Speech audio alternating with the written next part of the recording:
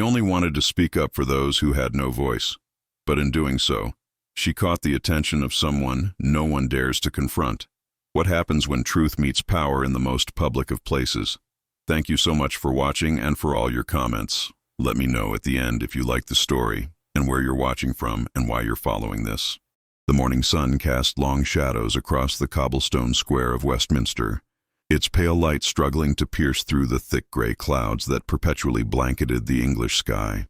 The air carried the sharp bite of approaching winter, and the wind swept through the narrow streets with a whistle that seemed to echo the discontent brewing in the hearts of the common folk. It was the year of our Lord 1342, and the kingdom found itself caught between the glory of past victories and the weight of present burdens. In the heart of the square, merchants had arranged their modest stalls, offering what meager goods they could spare. Bread, though scarce and expensive, sat in small quantities beside withered vegetables and cuts of meat so lean they hardly seemed worth the coin demanded for them. The people moved through the market with hunched shoulders and downcast eyes, their wool cloaks pulled tight against the cold, their faces drawn with the weariness that came from too many taxes and too little hope. Among the crowd walked a young woman whose presence seemed to carry a light that the dreary morning could not diminish. Her name was Rosalind, and though she wore the simple dress of a commoner, there was something striking about her that drew the eye. Her hair, the color of burnished copper, fell in loose waves past her shoulders, occasionally catching what little sunlight broke through the clouds and transforming into strands of living flame. Her eyes, green as the forests that surrounded the countryside, held an intelligence and fire that spoke of a spirit unbroken by the hardships of her station. Her face, with its delicate features and skin like fresh cream despite the harsh weather, would have been considered beautiful in any hall of the realm, yet she seemed utterly unaware of this fact as she moved with purpose through the square.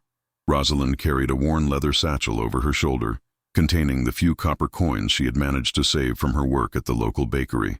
Her father had been a baker himself, known throughout the district for the quality of his bread, but illness had taken him 3 winters past, leaving Rosalind and her younger brother William to fend for themselves. She had taken up her father's trade as best she could, working long hours in the kitchen of Master Harold, the new baker who had purchased their family shop for a fraction of its worth when they could no longer maintain it. The injustice of that transaction still burned in Rosalind's heart, but she had learned to channel her anger into determination rather than despair. She would rise before dawn each day, her hands working the dough with the same skill her father had taught her, creating loaves that even Master Harold grudgingly admitted were the finest in his shop. Yet for all her labor, she received barely enough to keep herself and William fed, let alone rebuild what they had lost. As she approached the bread stall, Rosalind noticed a commotion near the center of the square. A group of nobles had arrived on horseback, their presence immediately commanding attention. Even from a distance, their wealth was unmistakable in every detail of their appearance. They wore heavy cloaks of thick wool dyed in rich colors of deep crimson, forest green, and midnight blue, lined with fur that spoke of animals hunted in distant lands. Beneath the cloaks, their tunics were of fine linen embroidered with intricate patterns in gold and silver thread, cinched at the waist with leather belts adorned with brass buckles that gleamed even in the dim light. The leader of the group sat astride a magnificent black destrier, a horse that stood at least 16 hands high with a coat that shone like polished ebony. The rider himself was a man of imposing stature, tall and broad-shouldered, with a presence that seemed to dominate the very air around him. He wore a long cloak of charcoal gray trimmed with black fur, and beneath it, a tunic of dark blue over a shirt of fine white linen.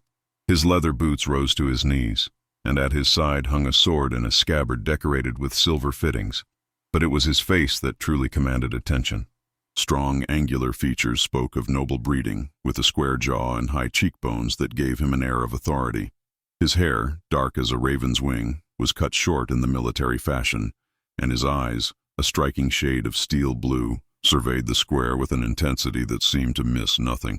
He appeared to be in his late 20s, and there was something about the way he carried himself, a natural confidence mixed with a certain watchfulness, that suggested a man accustomed to command yet constantly aware of potential threats. Beside him rode several other nobles, their fine clothes and well-groomed horses marking them as men of significant rank. One was an older gentleman with silver hair and a beard trimmed to a sharp point, wearing robes of burgundy velvet beneath his fur-lined cloak. Another was a younger man, perhaps in his early 20s, with golden hair and the soft features of one who had never known true hardship. They spoke among themselves in low tones, occasionally gesturing toward the various stalls and the people who worked them. The arrival of such high-ranking nobles was unusual enough to draw curious stares from the common folk, though most were careful to keep their distance and avert their eyes. It was never wise to draw too much attention from those who held power over life and death, over lands and livelihoods. The nobles, for their part, seemed to regard the market and its people with a mixture of detachment and faint disdain, as one might observe livestock at a fair. Rosalind watched them with barely concealed anger. She had seen nobles before, of course, but their presence always reminded her of the vast chasm that separated those who ruled from those who suffered under that rule. While she and her neighbors struggled to afford bread, these men draped themselves in furs and jewels. While children went hungry in the streets, these lords feasted in their warm halls and complained about the quality of their wine. Her attention was drawn back to the bread stall, where Master Harold's wife, a plump woman with a perpetual scowl, was demanding an outrageous price for a single loaf. The customer, an elderly woman wrapped in a threadbare shawl, was shaking her head in dismay. "Please, good mistress," the old woman pleaded, her voice trembling. "My grandchildren have not eaten since yesterday. Surely you can spare one loaf for a few copper pennies less." "The price is the price," Master Harold's wife replied coldly. "If you cannot afford it, then move along and let others who can make their purchase." Rosalind felt her jaw tighten.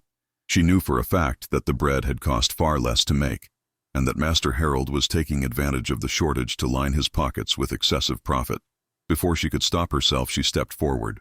"The grain for that loaf cost no more than half what you are charging," Rosalind said, her voice clear and firm. "You are exploiting these people's hunger for your own greed." Master Harold's wife turned on her with fury in her eyes. "How dare you speak to me in such a manner? You are nothing but a hired hand in my husband's kitchen. Remember your place, girl." "My place?" Rosalind's green eyes flashed with anger. "My place is standing against injustice when I see it. That bread should cost half what you are asking, and you know it well." A crowd was beginning to gather, drawn by the confrontation. Rosalind could see both hope and fear in the faces of those who listened. Hope that someone was finally speaking the truth they all knew but dared not voice.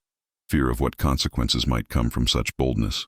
"The taxes imposed by the crown have increased the cost of everything," Master Harold's wife retorted, though her voice had taken on a defensive tone. "We must charge these prices to maintain our own household." "Taxes?" Rosalind laughed bitterly. "Yes, taxes that fill the coffers of the nobles while the common people starve. Taxes that pay for fine clothes and grand feasts while children go to bed hungry. The problem is not the taxes alone, but how those funds are used and who profits from the suffering of others." The crowd murmured in agreement, and Rosalind felt a surge of righteous anger fuel her words. She turned to address not just Master Harold's wife, but everyone gathered in the square. "Look around you," she called out, her voice rising with passion. "We work ourselves to exhaustion from dawn until long after dark. We till the fields. We bake the bread, we weave the cloth, we build the buildings. Everything of value in this kingdom is created by the labor of our hands, and yet we are the ones who go hungry. We are the ones who shiver in the cold, while others wrap themselves in furs.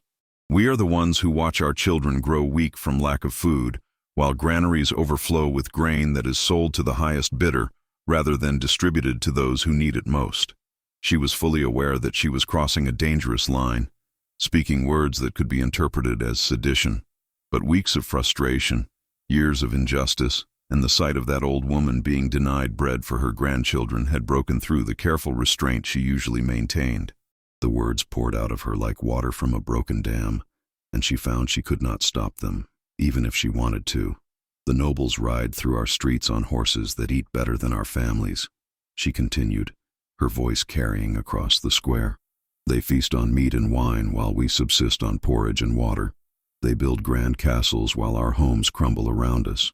And when we dare to ask for fairness, for justice, for the simple right to feed our families, we are told to remember our place." The crowd had grown larger now, and Rosalind could see that her words were striking a chord with many who heard them. She also noticed, with a small part of her mind that remained cautious, that the group of nobles had turned their horses toward the commotion and were watching with interest. "Well, I say our place is not beneath anyone's boot," Rosalind declared, her copper hair seeming to blaze in a sudden shaft of sunlight that broke through the clouds. "Our place is as human beings with the same needs, the same rights, the same worth as any lord or lady in the realm. We bleed the same blood. We feel the same cold. We love our families with the same fierce devotion, and we deserve to be treated with dignity and fairness, not exploited and discarded like tools to be used and thrown away." A cheer rose from parts of the crowd, though others looked around nervously, aware that such open defiance could bring severe consequences. Master Harold's wife had gone pale, her eyes darting toward the nobles who now sat watching from their horses, not 20 paces away. "You foolish girl," she hissed at Rosalind. "You have no idea what you have done. There are nobles present, and they will not tolerate such treasonous talk." Rosalind turned to look at the mounted men, and for the first time she felt a flutter of apprehension in her chest. But she had gone too far to retreat now, and her pride would not allow her to show fear. Instead, she lifted her chin and met the gaze of the man on the black destrier with defiance blazing in her green eyes. "Then let them hear the truth," she said, loudly enough that her voice would carry to where the nobles sat. "Let them hear what the common people truly think of the system that grinds them into the dirt. Perhaps if they understood the depth of suffering their policies create, they might find it in their hearts to show some measure of compassion and justice." The man on the black horse nudged his mount forward, moving closer to where Rosalind stood. The crowd parted before him like water before the prow of a ship, people stepping back with a mixture of fear and respect. As he drew nearer, Rosalind could see the details of his face more clearly, and she was struck by how young he appeared, despite the authority he projected. His steel blue eyes studied her with an intensity that made her feel as though he was looking past her defiant exterior to the person beneath. When he spoke, his voice was deep and measured, carrying the cultured accent of the nobility but without the condescension she had expected. "You speak with great passion about injustice and suffering. Tell me, what is your name?" Rosalind hesitated for only a moment before answering. "I am Rosalind, daughter of Thomas the baker, now deceased. And who might you be, my lord? To question me in the public square?" A slight smile played at the corners of the man's mouth, though his eyes remained serious. "I am called Richard, and I travel with these companions to observe the conditions in various parts of the realm." "Your words suggest you have strong opinions about how the kingdom is governed." "Strong opinions born of hard experience," Rosalind replied, refusing to be intimidated by his imposing presence. "When you have watched your father work himself to death trying to pay taxes that increase every year while the quality of life decreases, when you have seen neighbors evicted from their homes because they could not meet the rents demanded by absentee lords, when you have held a hungry child and had nothing to give them because all the food has been claimed by those who already have more than enough, then yes, you develop strong opinions about justice and governance." Richard dismounted from his horse with fluid grace, handing the reins to one of his companions. He was even taller standing on the ground, and Rosalind had to tilt her head back slightly to maintain eye contact with him. Up close, she could see that his face bore faint scars, the marks of a warrior who had seen combat. There was something in his eyes, a depth of experience that seemed at odds with his apparent youth. "You speak of taxes and rents, of food claimed by those who have plenty," Richard said, stepping closer to her. "Do you believe all nobles are equally guilty of these crimes you describe?" Rosalind felt the weight of dozens of eyes upon her as she stood facing this nobleman who called himself Richard. The square had grown eerily quiet, save for the occasional nervous shuffle of feet and the snorting of horses. She was acutely aware that her next words could determine not just her own fate, but potentially that of everyone who had cheered her earlier declarations. Yet even knowing this, she could not bring herself to back down from the truth as she saw it. "I believe that the system itself is corrupt," she answered carefully, choosing her words with more precision now that she stood face to face with one of the powerful. "Whether individual nobles are cruel or kind matters less than the fact that the structure allows for such vast inequality. A kind master is still a master, and those beneath him are still subject to his whims. What happens when that kind master dies and is replaced by a cruel one? What protection do the common people have then? Richard's steel-blue eyes studied her with what seemed like genuine interest rather than anger. "You are educated beyond what I would expect from a baker's daughter. Who taught you to think and speak in such terms?" A flash of pain crossed Rosalind's features at the mention of her father. "My father believed that knowledge was not the exclusive domain of the nobility. He taught me to read and write, to think critically about the world around me. He said that an ignorant population was easier to oppress than an educated one, and that true freedom could only come through understanding." "A wise man, your father," Richard said, and there seemed to be genuine respect in his voice. "And clearly he raised a daughter who is not afraid to speak truth to power, even when doing so puts her at considerable risk." One of the other nobles, the silver-haired man in burgundy robes, guided his horse forward with an expression of disapproval etched deeply into his aristocratic features. "My Lord Richard, surely you do not intend to stand here debating philosophy with a common girl who has just publicly insulted the nobility and spoken words that border on treason? This is most unseemly." Richard held up a hand without taking his eyes from Rosalind. "Lord Chancellor Pembroke, I find this conversation far more enlightening than most of the carefully scripted discussions I hear in court. When was the last time anyone spoke to us with such honest passion about the conditions faced by our people?" Lord Pembroke's face flushed with indignation.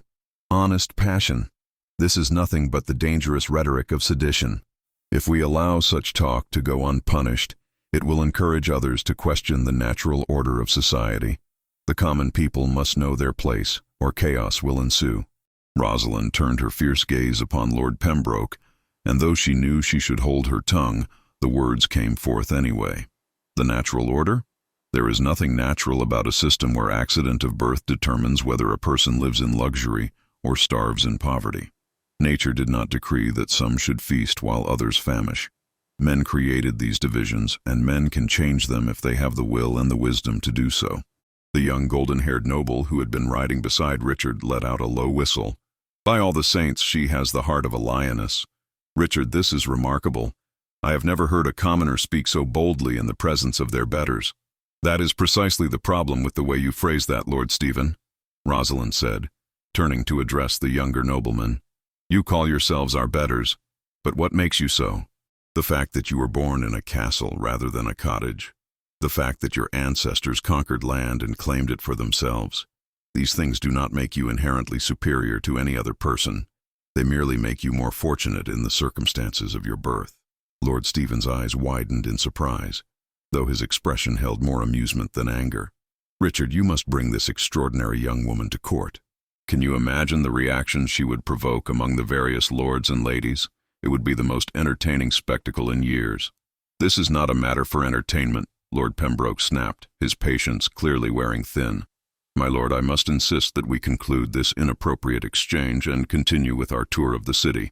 We have already spent far too long in this square, and there are matters of state that require your attention."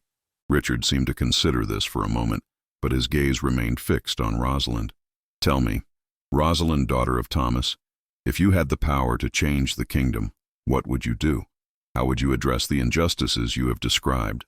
It was a question that seemed designed to trap her, to make her reveal plans that could be labeled as revolutionary or treasonous. Rosalind understood this, yet she also sensed that Richard's interest was genuine, that he truly wanted to hear her answer.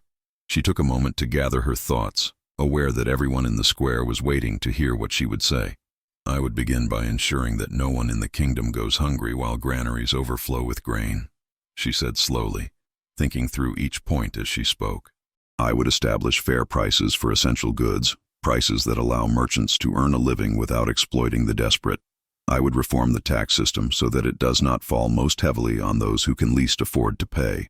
Those with great wealth should contribute proportionally more to the welfare of the realm than those who struggle to feed their families." She paused, gauging Richard's reaction, but his face remained impassive, encouraging her to continue. "I would ensure that justice is applied equally, regardless of birth or station," Rosalind went on, warming to her subject despite the danger she knew she courted. "A noble who commits a crime should face the same consequences as a commoner who commits the same offense. The law should protect everyone, not merely serve as a tool for the powerful to control the weak.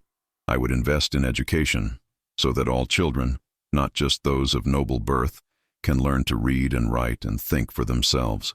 An educated population is a prosperous population, capable of innovation and progress. Dangerous ideas, Lord Pembroke muttered, though Richard silenced him with a sharp glance. Continue, Richard said to Rosalind. What else? I would limit the power of lords to raise rents arbitrarily or evict families who have worked land for generations, she said, feeling more confident now. Those who work the soil should have some security in their tenure, some protection against the whims of landlords who have never set foot on the properties they claim to own. I would create councils in every village and town, where common people could voice their concerns and participate in decisions that affect their lives. Leadership should not be the exclusive province of those born to privilege. She stopped, suddenly aware of how radical her words must sound to these men who had spent their entire lives at the pinnacle of society's hierarchy. Yet she had spoken from the heart, and she would not take back what she believed to be true, regardless of the consequences. Richard was silent for a long moment, his expression thoughtful. When he finally spoke, his voice was measured and careful. You describe a vision of society that is fundamentally different from the one we have known for centuries. Such changes, even if they were desirable, would face enormous resistance from those who benefit from the current system. They would see your proposals as threats to everything they hold dear. Of course they would, Rosalind replied, meeting his gaze steadily. Those who profit from injustice rarely welcome reform. But the question is not whether change would be easy or comfortable for the privileged. The question is whether it is right, whether it is just, whether it would create a better kingdom for all who live within it. I believe it would. A strange expression crossed Richard's face, something that might have been admiration mixed with sadness. You are either remarkably brave or remarkably foolish, Rosalind, daughter of Thomas. Perhaps both. Do you not fear the consequences of speaking so openly about such matters? I fear many things, Rosalind admitted, and for the first time, a hint of vulnerability showed through her defiant exterior. I fear that my brother William will go hungry. I fear that we will lose what little we have left. I fear that the world will never change, that injustice will continue unchallenged generation after generation. But I do not fear speaking the truth, even to those who have the power to punish me for it. What kind of life is it to live in silence while wrong flourishes all around?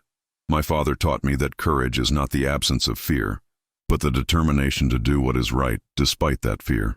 Richard nodded slowly, and when he spoke again, there was a gentleness in his voice that had not been there before. Your father sounds like he was a man of great wisdom and principle. The kingdom has lost much in his passing. Tell me, how does a baker's daughter come to find herself working for Master Harold rather than continuing to run her father's establishment? The question touched a raw wound, and Rosalind felt tears prick at her eyes, though she blinked them back fiercely. When my father fell ill, we spent what little savings we had on physicians and medicines, none of which could cure what ailed him. After he died, we could not pay the debts we had accumulated, nor could we afford the increased guild fees and taxes on the bakery. Master Harold made us an offer for the shop, far below its true value, but we had no choice but to accept. It was either that or lose everything to creditors and be cast out into the street with nothing at all. And Master Harold, I assume, has prospered greatly from acquiring your father's recipes and reputation? Richard asked, though his tone suggested he already knew the answer. He has indeed, Rosalind confirmed bitterly. He now charges twice what my father did for bread of lesser quality, and he grows wealthy while paying me a pittance to do the work that made the bakery valuable in the first place. Such is justice in our current system, my Lord Richard. Those who have wealth use it to acquire more, often at the expense of those who have little. And there is no recourse, no appeal to any authority that cares about fairness over profit. Master Harold's wife, who had been listening to this exchange with growing alarm, suddenly found her voice again. How dare you slander my husband in such a manner? He has been more than generous to you, giving you employment when you had nothing. You should be grateful for his charity rather than spreading lies and stirring up trouble. Rosalind turned to face the woman with cold fury in her eyes. Charity? He pays me barely enough to buy stale bread at the end of the day, and he works me from before sunrise until long after dark. He has grown rich from my father's legacy while I struggle to keep my brother fed. If that is your definition of charity and generosity, then your understanding of those words is as twisted as your husband's sense of fair dealing. Guards! Master Harold's wife shrieked, her face turning purple with rage. "Arrest this insolent creature! She speaks treason and slander against her betters." Two men in simple leather armor began pushing through the crowd, hands on the swords at their belts. They were local watchmen, responsible for keeping order in the market square, and they looked uncertain about intervening in a situation that clearly involved nobles of high rank. They stopped a few paces away, looking to Lord Pembroke and Richard for guidance. "Shall we have her taken into custody, my lords?" one of the guards asked nervously. "She has spoken words that could be considered seditious, and she has caused a public disturbance." Lord Pembroke looked pleased at this development. "Yes, arrest her immediately. She must be made an example of, to show others what happens when the common folk forget their place and speak against their rulers." But Richard held up his hand again, his voice carrying the unmistakable tone of command. "No one will be arresting anyone. This woman has broken no law. Speaking one's mind, even critically, is not a crime unless it includes direct incitement to violence or rebellion, which I have heard nothing of in her words. She has simply expressed her views on how the kingdom might be better governed. My lord, with respect, allowing such talk to go unpunished sets a dangerous precedent," Lord Pembroke protested, his face flushed with frustration. "If word spreads that a common girl challenged the nobility in the public square and faced no consequences, it will embolden others to do the same. We must maintain order and respect for authority." Richard's eyes flashed with something that might have been anger, though his voice remained controlled. "Order built on fear and suppression of legitimate grievances is not true order, Lord Chancellor. It is merely the illusion of peace maintained through intimidation. I would rather hear honest complaints that can be addressed than force people into resentful silence that will eventually erupt into genuine rebellion." He turned back to Rosalind, and she saw something in his gaze that she had not expected, a kind of kinship, as though he understood far more than she had given him credit for. "Rosalind, you have spoken bravely today, and you have given me much to think about. But I must also warn you that not everyone in positions of power shares my willingness to hear criticism. There are those who would indeed see you punished for the words you have spoken. You should be more careful in the future about where and to whom you voice such opinions." "So I should return to silent suffering?" Rosalind asked, unable to keep the edge from her voice. "I should watch injustice unfold around me and say nothing. Do nothing simply to protect myself from those who profit from that injustice. I am saying you should choose your battles wisely," Richard replied. "A dead martyr can inspire others, perhaps, but a living advocate can actually work to create change. If you truly care about the reforms you have described, then you must survive long enough to help bring them about." There was wisdom in his words, Rosalind had to admit, even if accepting them felt like a compromise with her principles. She nodded slowly, though her expression remained defiant. "I will consider your advice, my Lord Richard, though I make no promises about holding my tongue when I see clear wrong being committed." A smile tugged at Richard's lips. "I would expect nothing less from you. Tell me, where might I find you if I wish to continue this conversation at another time? I find myself wanting to learn more about your perspectives on the kingdom's challenges." Rosalind felt a flutter of surprise at the question. Why would a noble of such evident rank and importance wish to seek her out again? Was this some kind of trap, a way to identify and monitor someone who had spoken critically of the existing order? Or was his interest genuine? Rosalind hesitated, studying Richard's face for any sign of deception or malice. His steel blue eyes met hers with what appeared to be sincere interest, and despite her natural wariness of nobility, she found herself wanting to believe that his intentions were honest. Still, caution demanded that she not reveal too much about her circumstances to someone she had only just met, regardless of how intriguing she found him. "I work at Master Harold's bakery on Breadstone Lane," she said finally, choosing to provide information that was already public knowledge. "I am there most days from before dawn until well after dark. My brother William and I share a small room above the chandler's shop 2 streets over. It is not difficult to find should you truly wish to seek me out, though I cannot imagine why a lord of your station would concern himself further with the opinions of a baker's daughter." "Perhaps because the opinions of a baker's daughter are more valuable than those of many lords I know," Richard replied, and there was no trace of mockery in his voice. "Those who have never known hardship often lack the perspective necessary to govern wisely. You have experienced both loss and struggle, and you have clearly thought deeply about the causes of suffering and how they might be addressed. That makes your insights worth considering." Lord Pembroke made a sound of exasperation. "My lord, this is highly irregular. Surely you cannot be seriously contemplating further association with this girl. Think of the scandal it would cause. The gossip alone would be damaging to your reputation and standing." Richard turned to face the older nobleman, and when he spoke, his voice carried an edge of steel that made it clear he would brook no further argument. "Lord Chancellor, I appreciate your concern for propriety, but I am quite capable of deciding with whom I choose to speak and when.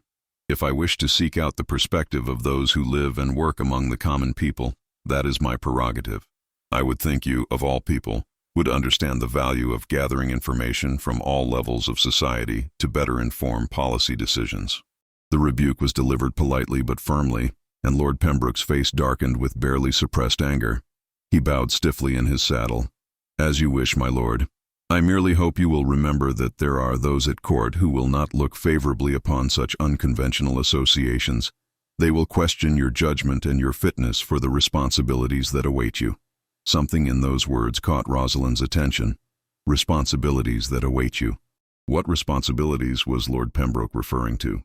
She had assumed Richard was simply a nobleman of high rank, perhaps a duke or earl, but there seemed to be something more to his position, something that the Lord Chancellor's words had hinted at without stating directly. Before she could ponder this further, Richard turned back to her and performed a slight bow, a gesture of respect that shocked everyone present. Nobles did not bow to commoners, certainly not to young women who had just publicly criticized the entire system of nobility.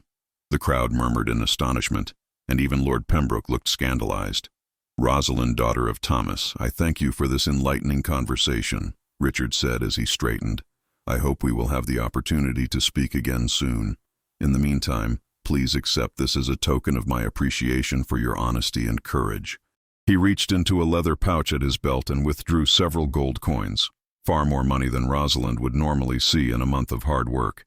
He held them out to her, and she stared at them with a mixture of desire and suspicion. That money could solve so many of her immediate problems. She could buy proper food for William, perhaps even set aside something for the future. But accepting charity from a noble, especially one whose true motives she did not fully understand, felt dangerous in ways she could not quite articulate. "My lord, I cannot accept such a gift," Rosalind said, though the words cost her dearly. "I have done nothing to earn such payment, and I do not wish to be in debt to anyone, regardless of their rank or intentions." Richard's expression showed approval rather than offense. "It is not payment for services rendered, nor is it charity that would place you in my debt. Consider it rather a recompense for the injustice you described earlier, the loss of your father's bakery for far less than its worth. I cannot restore what was taken from you, but I can at least ensure that you and your brother do not go hungry while you work to rebuild your lives." The explanation was reasonable, even kind, but Rosalind still hesitated. She had been raised to be independent, to rely on her own labor rather than the generosity of others. Yet she could not deny that the money would make an enormous difference in her and William's lives. Perhaps there was no shame in accepting help when it was freely offered without strings attached, especially when that help came as acknowledgement of genuine wrong rather than as condescending charity. "If you are certain it comes with no obligations or expectations," Rosalind said slowly, "then I will accept your gift with gratitude, my Lord Richard. It will be put to good use, I assure you." She held out her hand, and Richard placed the gold coins in her palm. His fingers brushed against hers for just a moment, and she felt an unexpected jolt of warmth at the contact. His hands were strong and calloused, the hands of a man who had trained extensively with weapons, yet his touch was surprisingly gentle. She closed her fingers around the coins and stepped back, tucking them carefully into her satchel. "Use it wisely," Richard said, "and remember what I said about choosing your battles carefully. Your courage is admirable, but courage without wisdom can lead to unnecessary suffering." "I will remember," Rosalind promised, though she made no guarantee that she would follow his advice in all situations. Richard mounted his black destrier with the easy grace of a man who had spent countless hours in the saddle.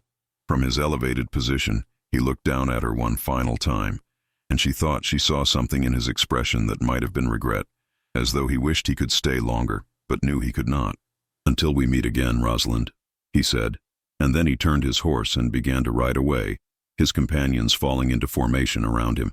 As the nobles departed, the crowd in the square began to buzz with excited conversation. People pressed closer to Rosalind, all talking at once, asking questions, expressing amazement at what they had just witnessed. Several women reached out to touch her arm or shoulder, as though contact with someone who had spoken so boldly to the nobility might transfer some of that courage to them.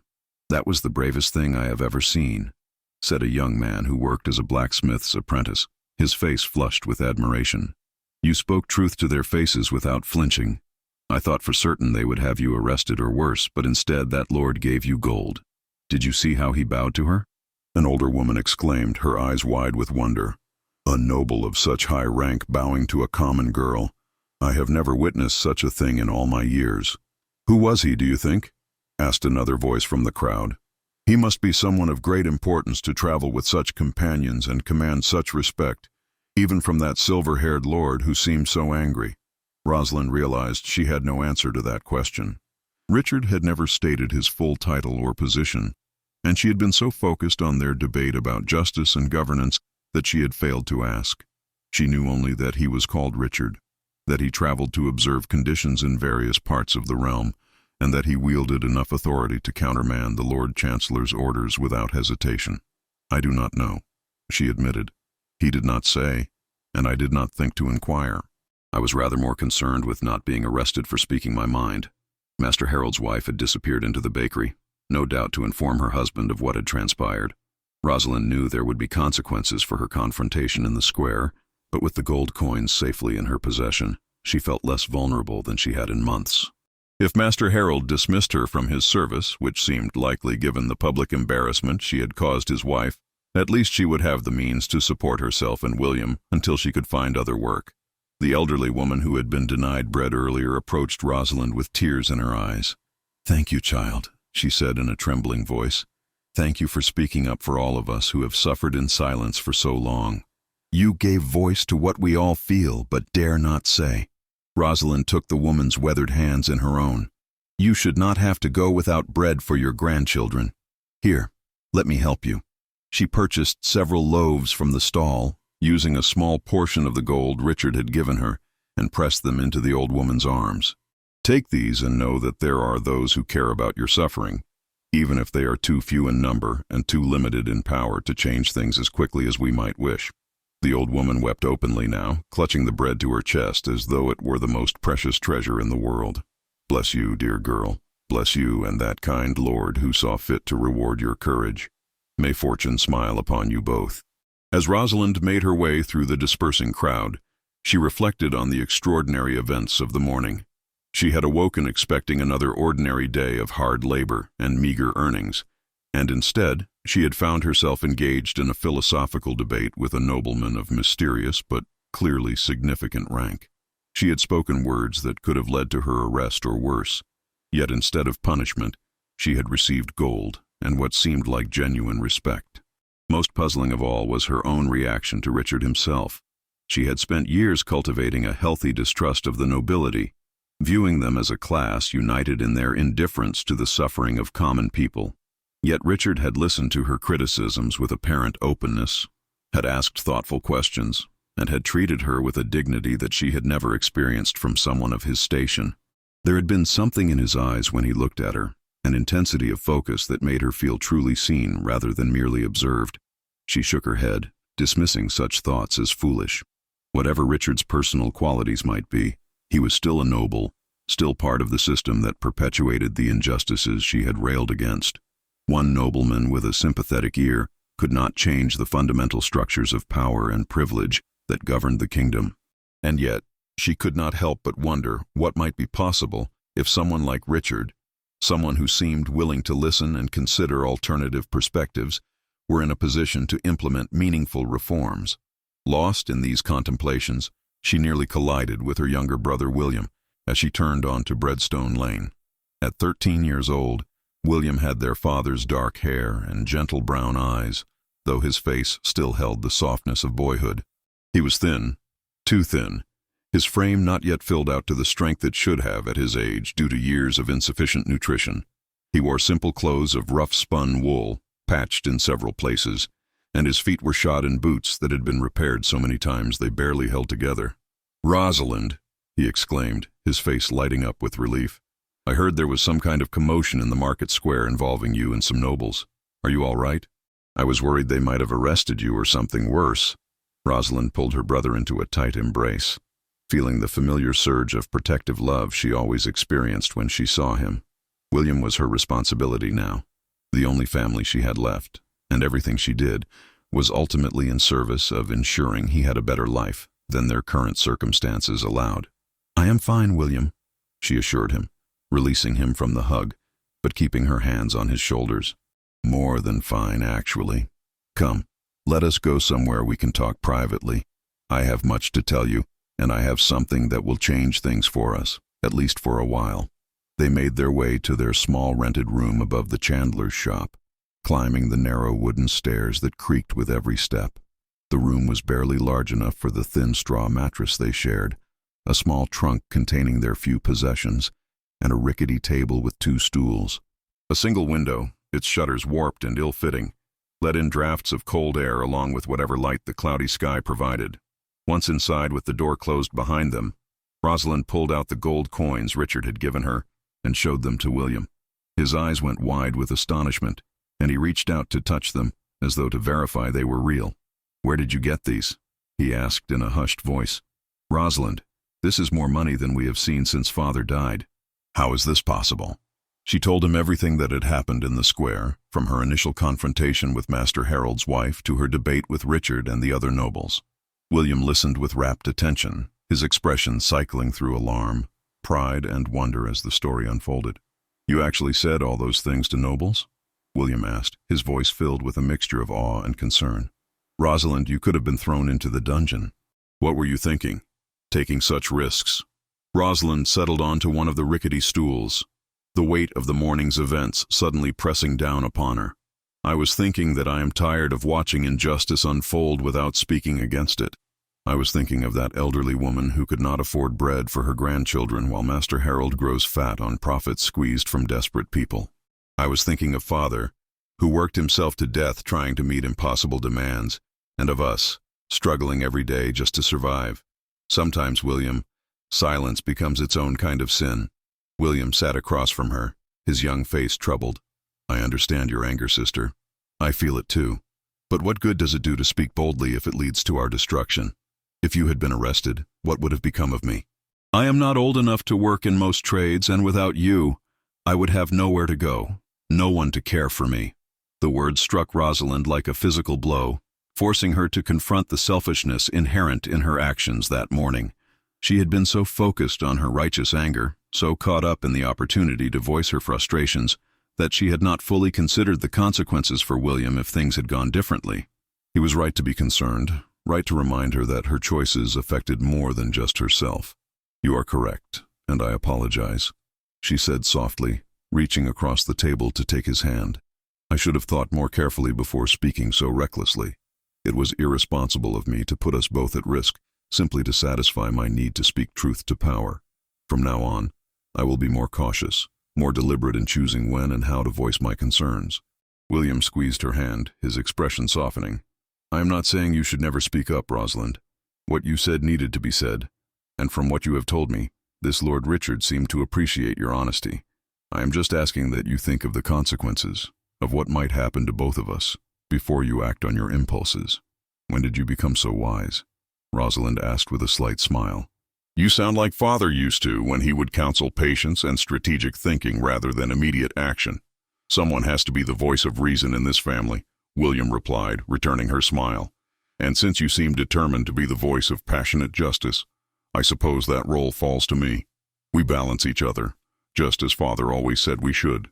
They sat in comfortable silence for a moment, the gold coins gleaming on the table between them, representing possibilities they had not dared to imagine in months. Finally, William spoke again, his voice tentative. "What are you going to do with the money? I mean, it is more than enough to keep us fed for several months, perhaps longer if we are careful. But will Master Harold allow you to continue working at the bakery after what happened today?" Rosalind had been wondering the same thing. "I suspect he will dismiss me if his wife has anything to say about it. She was absolutely furious at being contradicted in public, and she will no doubt convince her husband that I am too dangerous to keep employed. But perhaps that is not entirely a bad thing. She stood and walked to the small window, looking out over the rooftops of the city. The sky had grown darker, heavy clouds threatening rain, and she could see smoke rising from countless chimneys as people prepared their meager midday meals. Somewhere out there, Richard and his companions were continuing their tour of the kingdom, observing conditions and gathering information for purposes she still did not fully understand. "I have been thinking," Rosalind continued, still gazing out the window. "What if we used this money not just to survive, but to actually change our circumstances? What if we invested it in something that could give us a better future?" William joined her at the window, curiosity evident in his expression. "What do you mean? What kind of investment?" "We could rent a small space and start our own bakery," Rosalind said, the idea taking shape even as she spoke it aloud. "Not a grand establishment like Father's was, not at first, but something modest where I could use his recipes and techniques to create quality bread that people could actually afford. We would not charge exploitative prices like Master Harold does. Instead, we would build a reputation for fair dealing and honest work. If we are careful with our expenses and manage the business well, we could gradually expand." She turned to face her brother, her green eyes bright with excitement as the vision became clearer in her mind. "Think about it, William. We would not be dependent on the whims of employers who treat us poorly and pay us less than our labor is worth. We would control our own destiny, make our own decisions about how to run the business, and you could learn the trade properly, the way Father intended, rather than having to find work wherever you can once you are old enough." William's face reflected both hope and uncertainty. "It sounds wonderful, Rosalind. Truly it does. But do we have enough money for such an undertaking? Renting a space, purchasing supplies and equipment, paying for the various fees and licenses required. Will these coins be sufficient?" Rosalind picked up the gold pieces, weighing them in her hand as she calculated. "It will be tight, very tight. We would have to be extraordinarily careful with every expenditure, waste nothing, and work harder than we have ever worked before. There would be no margin for error, no room for mistakes, but I believe it is possible. And more importantly, I believe it is what Father would have wanted for us, to continue his legacy, to carry on the craft he loved and taught us. Then we should do it," William said with sudden conviction. "We should take the risk and try to build something of our own. Even if we fail, at least we will have tried, and that is better than simply accepting our current circumstances as permanent." Rosalind pulled her brother into another embrace, feeling a surge of pride at his courage and determination. He was growing up, she realized, becoming the kind of man their father would have been proud to see. Despite all the hardships they had faced, despite the losses and struggles, William had retained his capacity for hope and his willingness to take chances on a better future. Their planning was interrupted by a sharp knock at the door. Rosalind and William exchanged worried glances before Rosalind crossed the small room and opened the door cautiously. Standing in the narrow hallway was a man she did not recognize, dressed in fine livery of dark blue and silver. He was middle-aged, with graying hair and a stern but not unkind face, and he carried himself with the bearing of someone accustomed to authority. "Are you Rosalind, daughter of Thomas the baker?" the man asked in a formal tone. "I am," Rosalind replied warily. "Who are you, and what is your business here?" "My name is Geoffrey, and I serve in the household of Lord Richard, whom you encountered this morning in the market square. My lord has sent me with a message for you, if you would be willing to receive it." Rosalind's heart began to beat faster. What could Richard possibly want to communicate to her through a servant? Had he changed his mind about their conversation and decided she should be punished after all? Or was this something else entirely? "I will hear your message," she said, trying to keep her voice steady. Geoffrey reached into his doublet and withdrew a sealed letter, the wax bearing an impression that Rosalind did not recognize. "My lord requests the pleasure of your company for dinner this evening at the Rose and Crown Inn, a respectable establishment near the cathedral. He wishes to continue the conversation you began this morning and to discuss matters that he believes will be of mutual interest. He assures you that this invitation comes with no improper intentions, and that you may bring your brother as a companion, if that would make you more comfortable." Rosalind took the letter, her mind racing with questions and concerns. Why would a nobleman of Richard's evident status wish to dine with her? What matters could possibly be of mutual interest to a lord and a baker's daughter? And yet, despite her wariness, she found herself intrigued by the invitation, curious to learn more about this unusual man who had treated her with such unexpected respect. Tell your lord that I will consider his invitation and send word of my decision within the hour, Rosalind said, unwilling to commit immediately without time to think through the implications. Geoffrey bowed slightly. As you wish, mistress. I will await your response at the Rose and Crown. My lord hopes very much that you will accept, as he has much he wishes to discuss with you. After the servant departed, Rosalind closed the door and leaned against it, her thoughts in turmoil. William was watching her with a mixture of excitement and concern. Are you going to accept? He asked. This could be an extraordinary opportunity, Rosalind. Lord Richard clearly values your opinions and wants to engage with you further. Who knows what might come of such a connection? That is precisely what worries me, Rosalind said, moving back to the table and breaking the seal on the letter. What does a nobleman want with me beyond our brief debate in the square? I cannot shake the feeling that there is more to this situation than I understand. She unfolded the parchment and read the message written in an elegant hand. Dear Rosalind, I hope you will forgive the presumption of this invitation, but our conversation this morning has left me with many thoughts and questions that I would very much like to explore further with you. I believe that you possess insights that could prove valuable to certain endeavors I am undertaking, and I would be honored if you would join me for dinner this evening so that we might discuss these matters in greater depth. I give you my word as a man of honor that this invitation carries no ulterior motives beyond the genuine desire for meaningful conversation with someone who has demonstrated remarkable courage and wisdom. Your brother William is most welcome to accompany you, and I will ensure that you are both treated with the utmost respect and courtesy. I await your response with great anticipation. Richard. The letter was courteous and reassuring, yet it still did not fully explain what Richard hoped to accomplish through this meeting. Rosalind read it again, searching for hidden meanings or warning signs, but found only what appeared to be sincere interest in continuing their dialogue. He seems earnest in his intentions, William observed, reading over her shoulder. And he specifically mentions that I am welcome to come with you, which suggests he understands your need for propriety and protection. I think we should accept, Rosalind. What is the worst that could happen? We have a meal at a respectable inn. We talk with an interesting nobleman who actually seems to care about the issues you raised, and then we come home. At best, this could lead to opportunities we cannot yet imagine. Rosalind considered her brother's words carefully. He was right that the invitation seemed proper, and that Richard had taken care to address her potential concerns about propriety. And she had to admit, she was intensely curious about what Richard wanted to discuss and what endeavors he had mentioned in his letter. Perhaps this was an opportunity to actually influence someone with the power to implement meaningful changes, to move beyond mere words of protest to actual participation in reform. Very well, she said finally, folding the letter and tucking it into her dress. We will accept his invitation. But William, you must promise me that you will stay alert and watchful throughout the evening. If anything seems amiss, if Lord Richard or anyone else behaves in a manner that makes either of us uncomfortable, we will leave immediately. Agreed? Agreed, William said with a grin. Though I suspect the greatest danger we will face is being overwhelmed by food richer than we are accustomed to eating. When was the last time either of us dined at an inn rather than eating stale bread and thin soup in this room? Rosalind could not help but smile at his observation. It was true that the prospect of a proper meal was almost as appealing as the conversation with Richard. They had lived on such meager fare for so long that the thought of meat and fresh vegetables, and perhaps even wine, seemed almost decadent. She went to their small trunk and pulled out the one decent dress she owned, a garment of simple but well-made blue wool that had belonged to her mother.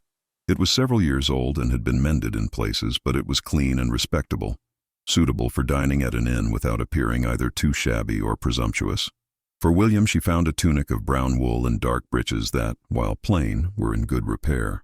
As the afternoon shadows lengthened across the city, Rosalind and William made their way through the winding streets toward the Rose and Crown Inn.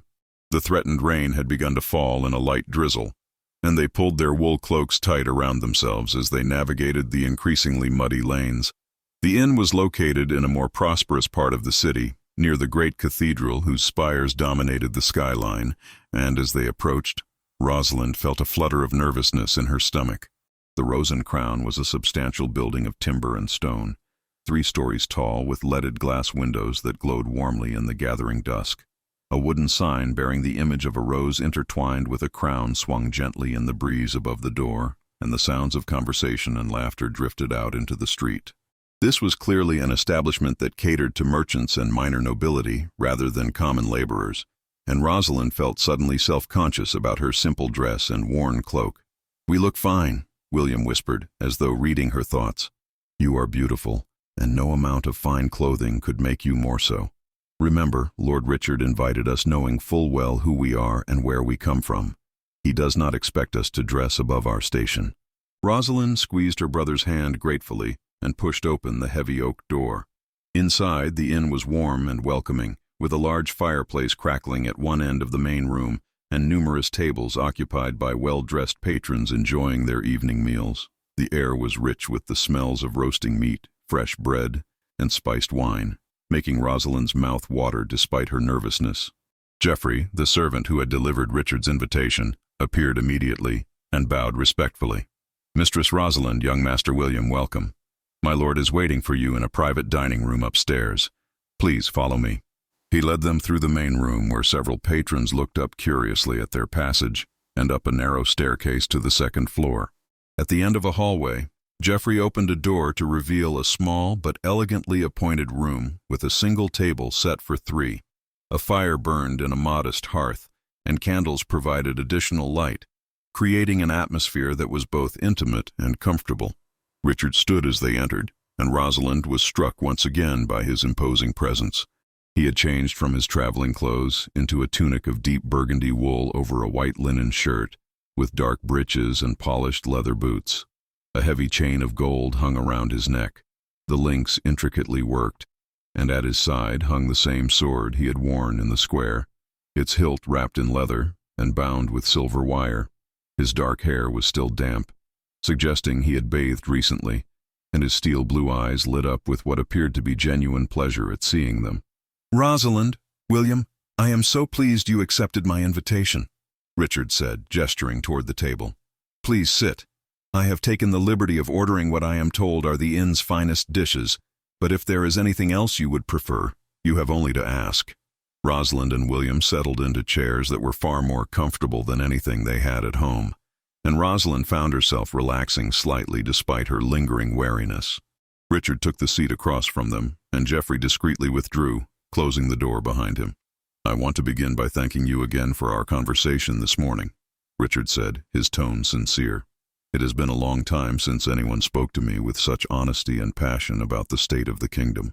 Most people, even those who harbor complaints, are too cautious or too afraid to voice them directly, especially to someone in my position." "Your position, my lord?" Rosalind asked, seizing the opening. "Forgive my directness, but you have not actually told me who you are beyond your name. The Lord Chancellor called you my lord and spoke of responsibilities awaiting you, and your servant addresses you with clear deference. Yet I remain ignorant of your true rank and title. If we are to have an honest conversation, should we not begin with the truth of who you are?" Richard leaned back in his chair, a slight smile playing at his lips. "You are quite right, and I apologize for the omission. I confess I was curious to see how you would interact with me without the weight of my full title influencing your behavior.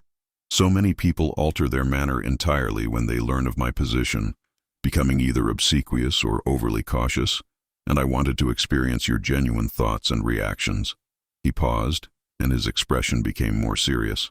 "My full name is Richard Plantagenet, and I am the King of England." The words hung in the air like a thunderclap.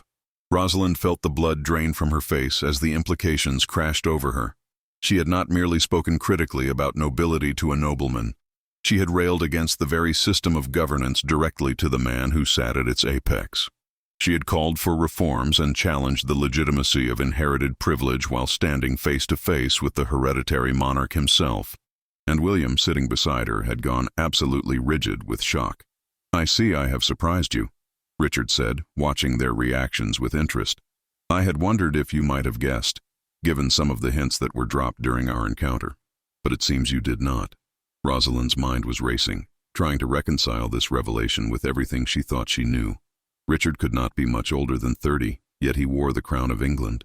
She searched her memory for what little she knew of the royal family. The old king had died several years ago, she knew, but she had paid little attention to court matters, assuming them irrelevant to her daily struggles for survival. "Your Majesty," she managed to say, her voice barely above a whisper, I spoke treason to your face. I criticized your governance, your nobility, the very foundations of your authority. Why did you not have me arrested? Why are you here now, dining with me as though we were equals rather than monarch and subject?" Richard leaned forward, his elbows on the table, his intense gaze fixed on her face. "Because everything you said this morning was true, Rosalind. Or at least, it contained enough truth to make me deeply uncomfortable about the state of my kingdom.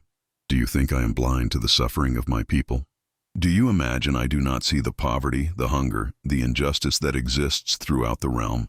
He ran a hand through his dark hair, a gesture of frustration. "I inherited a kingdom in turmoil, Rosalind. My father was a great warrior but a poor administrator, and by the time I took the throne 3 years ago, the systems of governance had become corrupted by the self-interest of powerful lords who care more about their own wealth and status than about the welfare of the common people. I have been trying to implement reforms, but I face resistance at every turn from nobles who benefit from the current arrangements and see no reason to change them." "But you are the king," William said, finding his voice for the first time since the revelation. "Surely your word is law. If you command reforms, must they not be implemented?" Richard smiled sadly. "If only it were that simple, young William. Yes, I am king, but my power is not absolute. I rule with the consent and cooperation of the nobility, who control vast lands and can raise armies of their own if they feel sufficiently threatened. If I push too hard, too fast, I risk rebellion and civil war, which would cause far more suffering than the injustices we currently face. I must move carefully, building support among those lords who are sympathetic to reform while neutralizing the influence of those who oppose it." He turned his attention back to Rosalind, who was still struggling to process this information. "That is why your words this morning were so valuable to me. You articulated the grievances of the common people with a clarity and passion that I have not encountered before. You laid out a vision for a more just society that aligns remarkably well with my own goals. I need people like you, Rosalind. People who understand the realities of life beyond the castle walls, who can help me understand where reforms are most needed and how they might be most effectively implemented." Before Rosalind could respond, there was a knock at the door, and Geoffrey entered with the first course of their meal. He set before them bowls of rich soup, thick with vegetables and chunks of meat, accompanied by fresh bread that was still warm from the oven.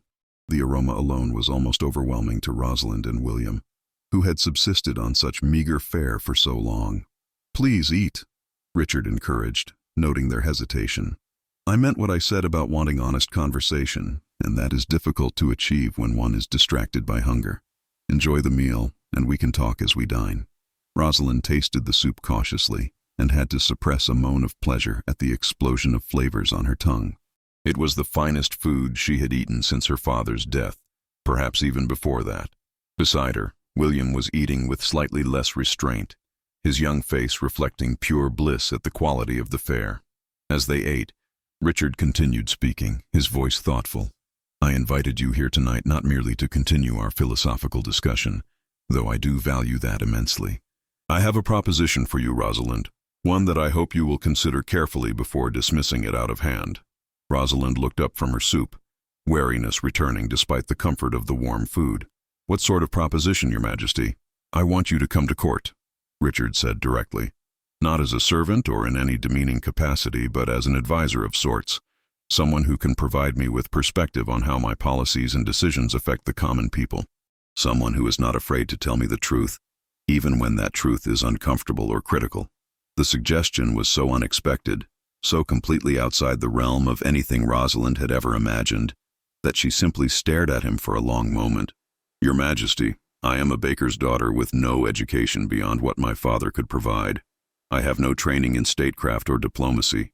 What could I possibly contribute to your court beyond what any number of more qualified individuals could offer?" "You could contribute honesty," Richard replied firmly.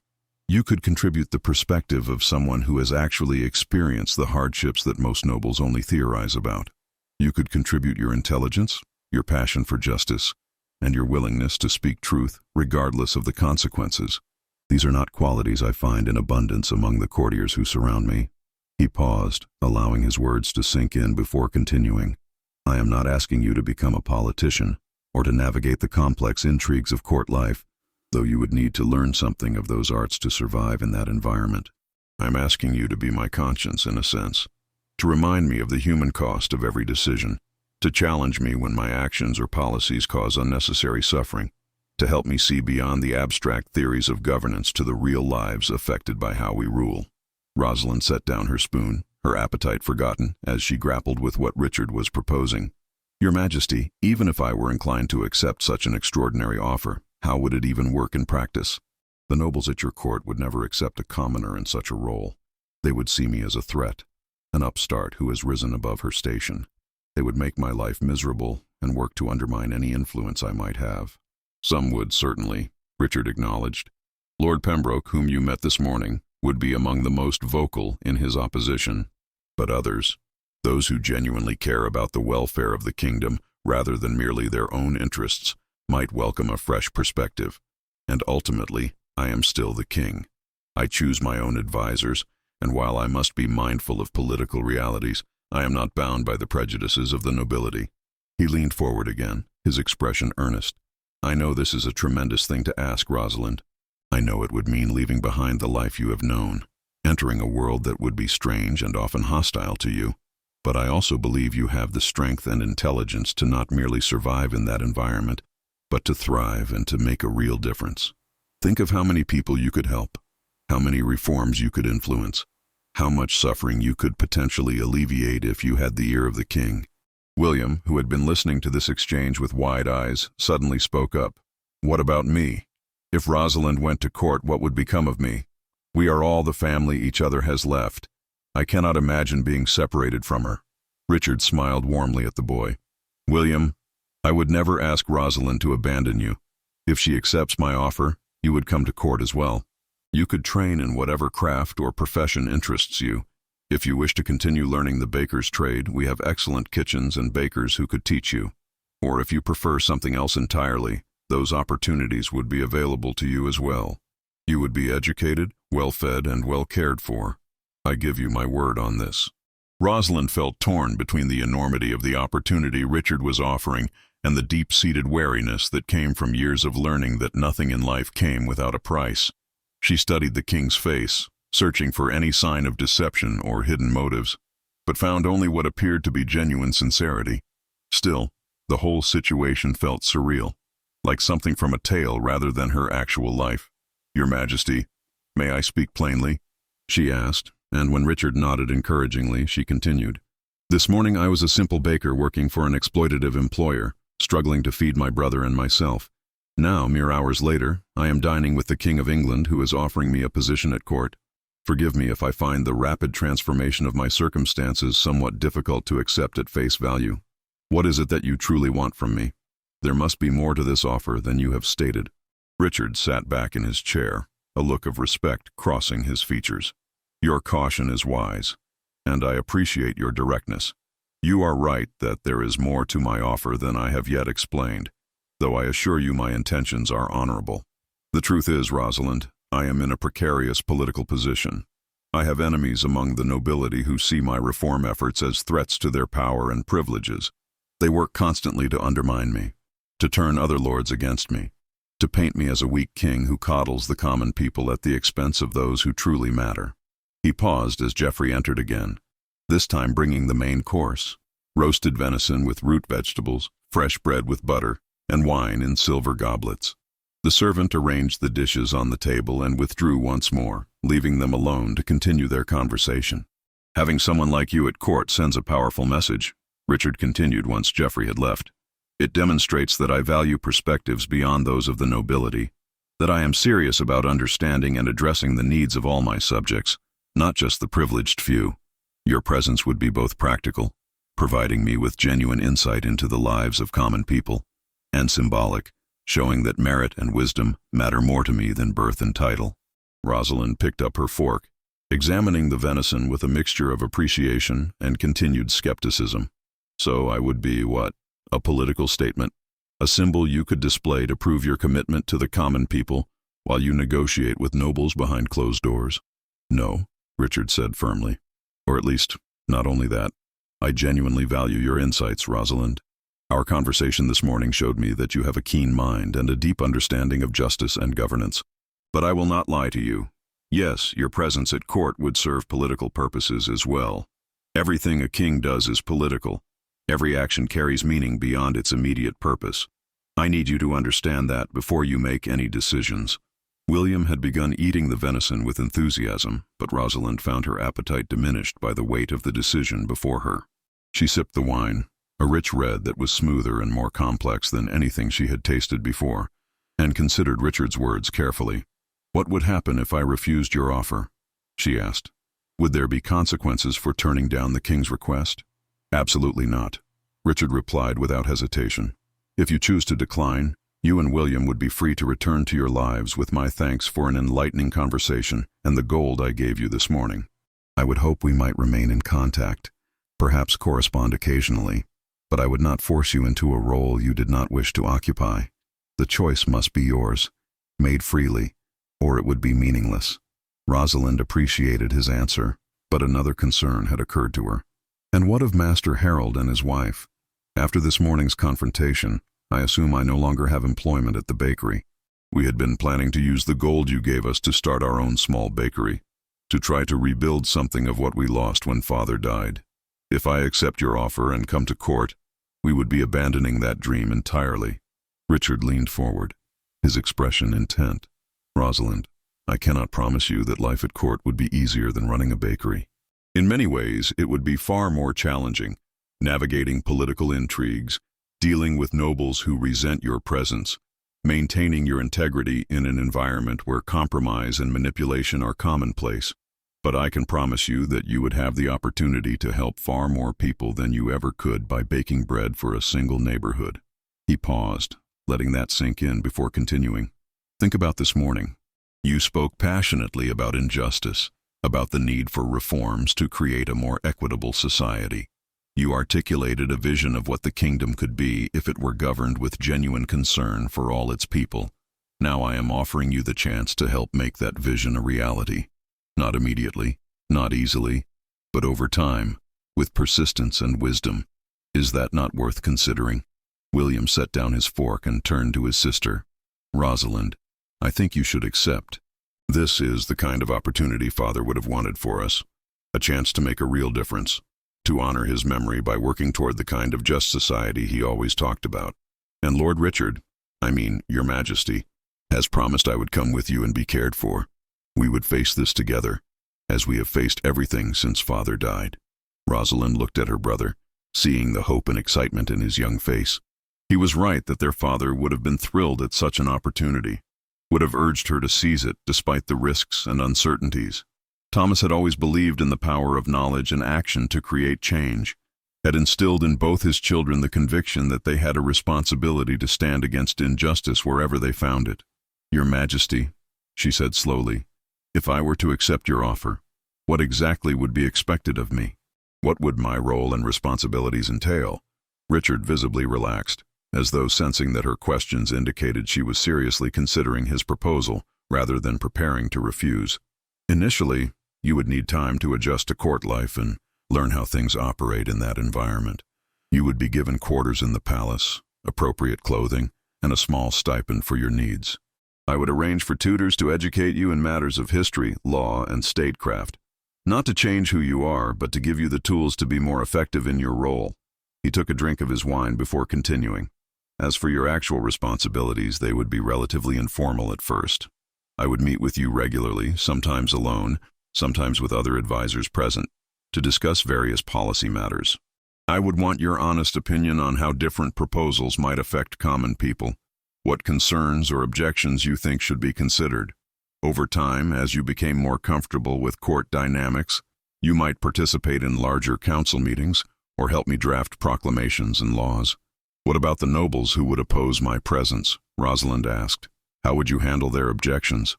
"Carefully," Richard admitted. "I cannot simply ignore the concerns of powerful lords, even when I disagree with them. But I can make it clear that you have my full support and confidence, that anyone who treats you with disrespect or attempts to undermine you will face my displeasure.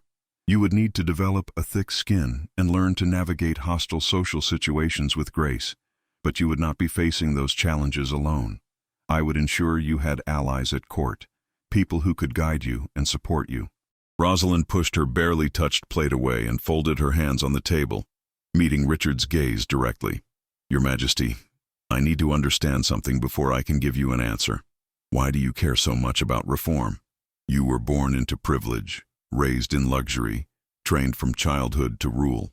Most kings throughout history have been content to maintain the status quo that benefits them and their class. What makes you different?" Richard was quiet for a long moment, and something flickered in his steel blue eyes.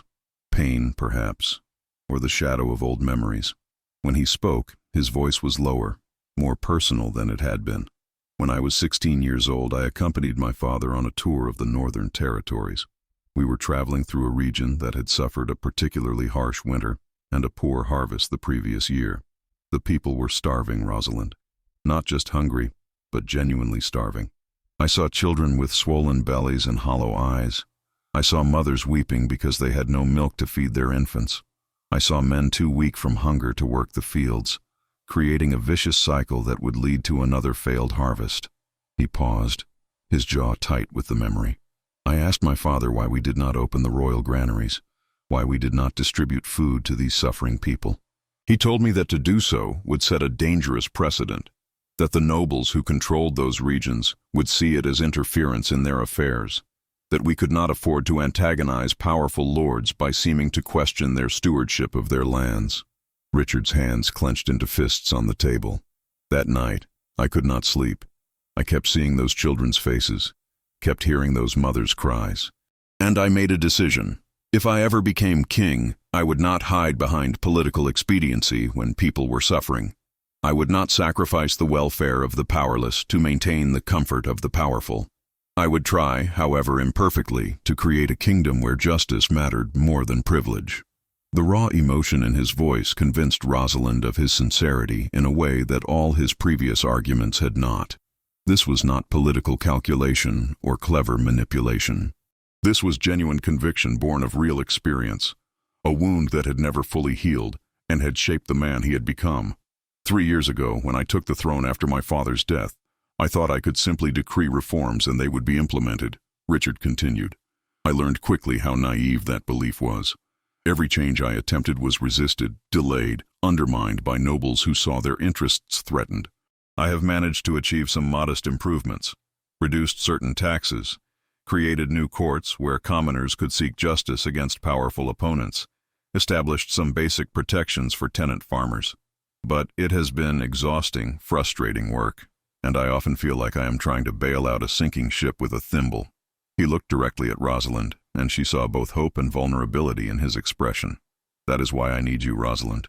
I need someone who can remind me why this struggle matters, who can help me understand where my efforts are actually making a difference and where they are falling short. I need someone who will tell me the truth, even when it is difficult to hear.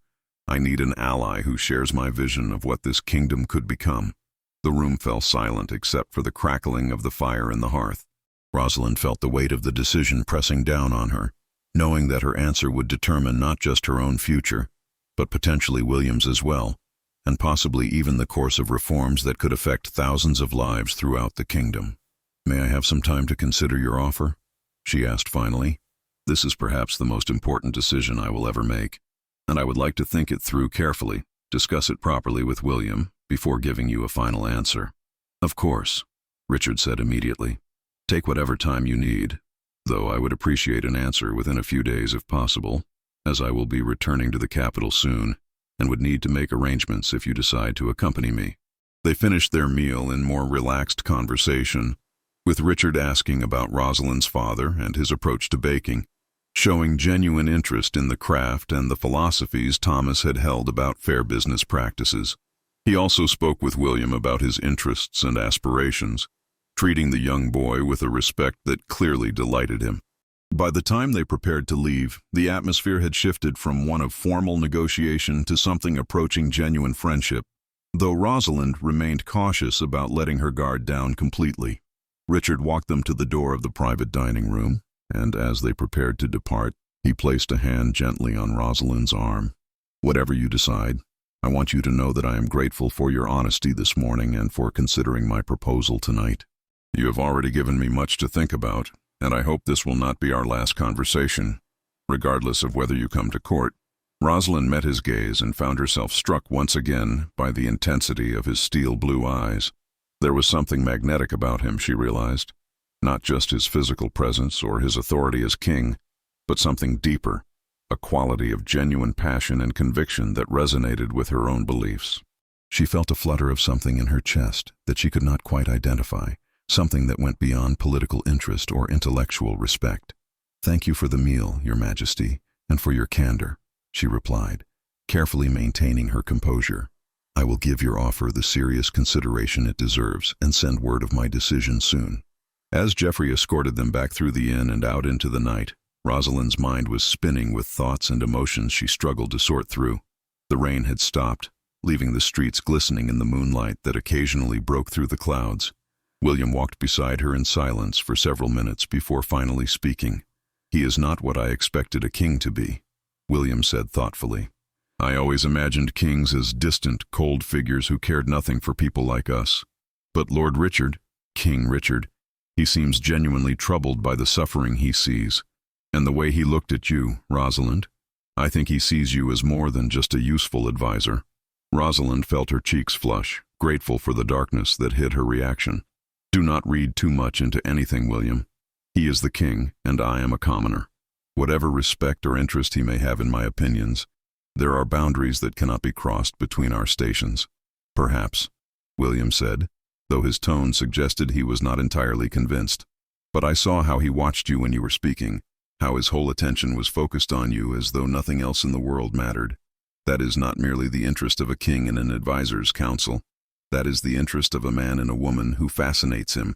"William, stop," Rosalind said firmly, though her heart had begun to beat faster at her brother's observations. "Even if there were any truth to what you are suggesting, which I very much doubt, nothing could come of it. Kings marry princesses and noblewomen for political alliances.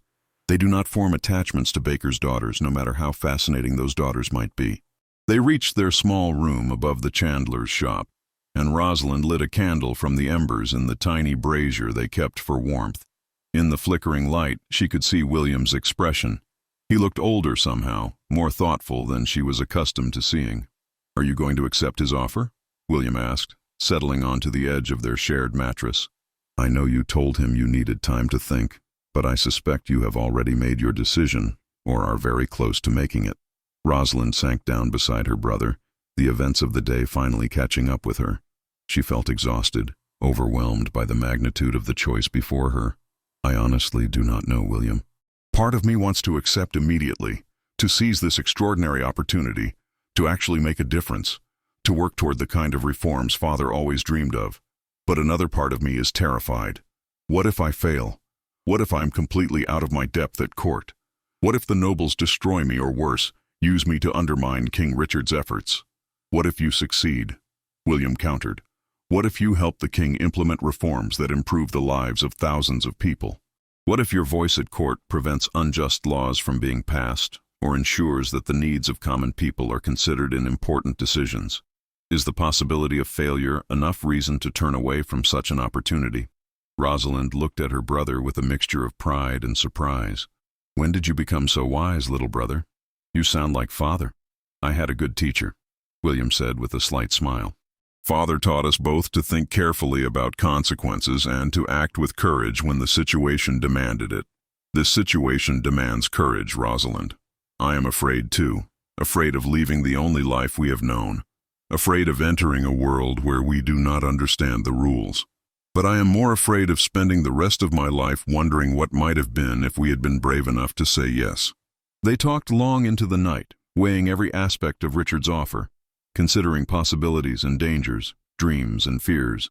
Gradually, as the candle burned lower and sleep began to claim them, Rosalind felt her decision crystallizing. By the time dawn's first light began to filter through their ill-fitting shutters, she knew what her answer would be. The next morning, Rosalind sent word to the Rose and Crown that she wished to speak with King Richard again. Within an hour, Geoffrey arrived at their door with an invitation to meet the king at the Cathedral Gardens that afternoon. Rosalind spent the intervening hours trying to calm her nerves and rehearse what she would say, though she suspected that no amount of preparation would make the moment any less momentous.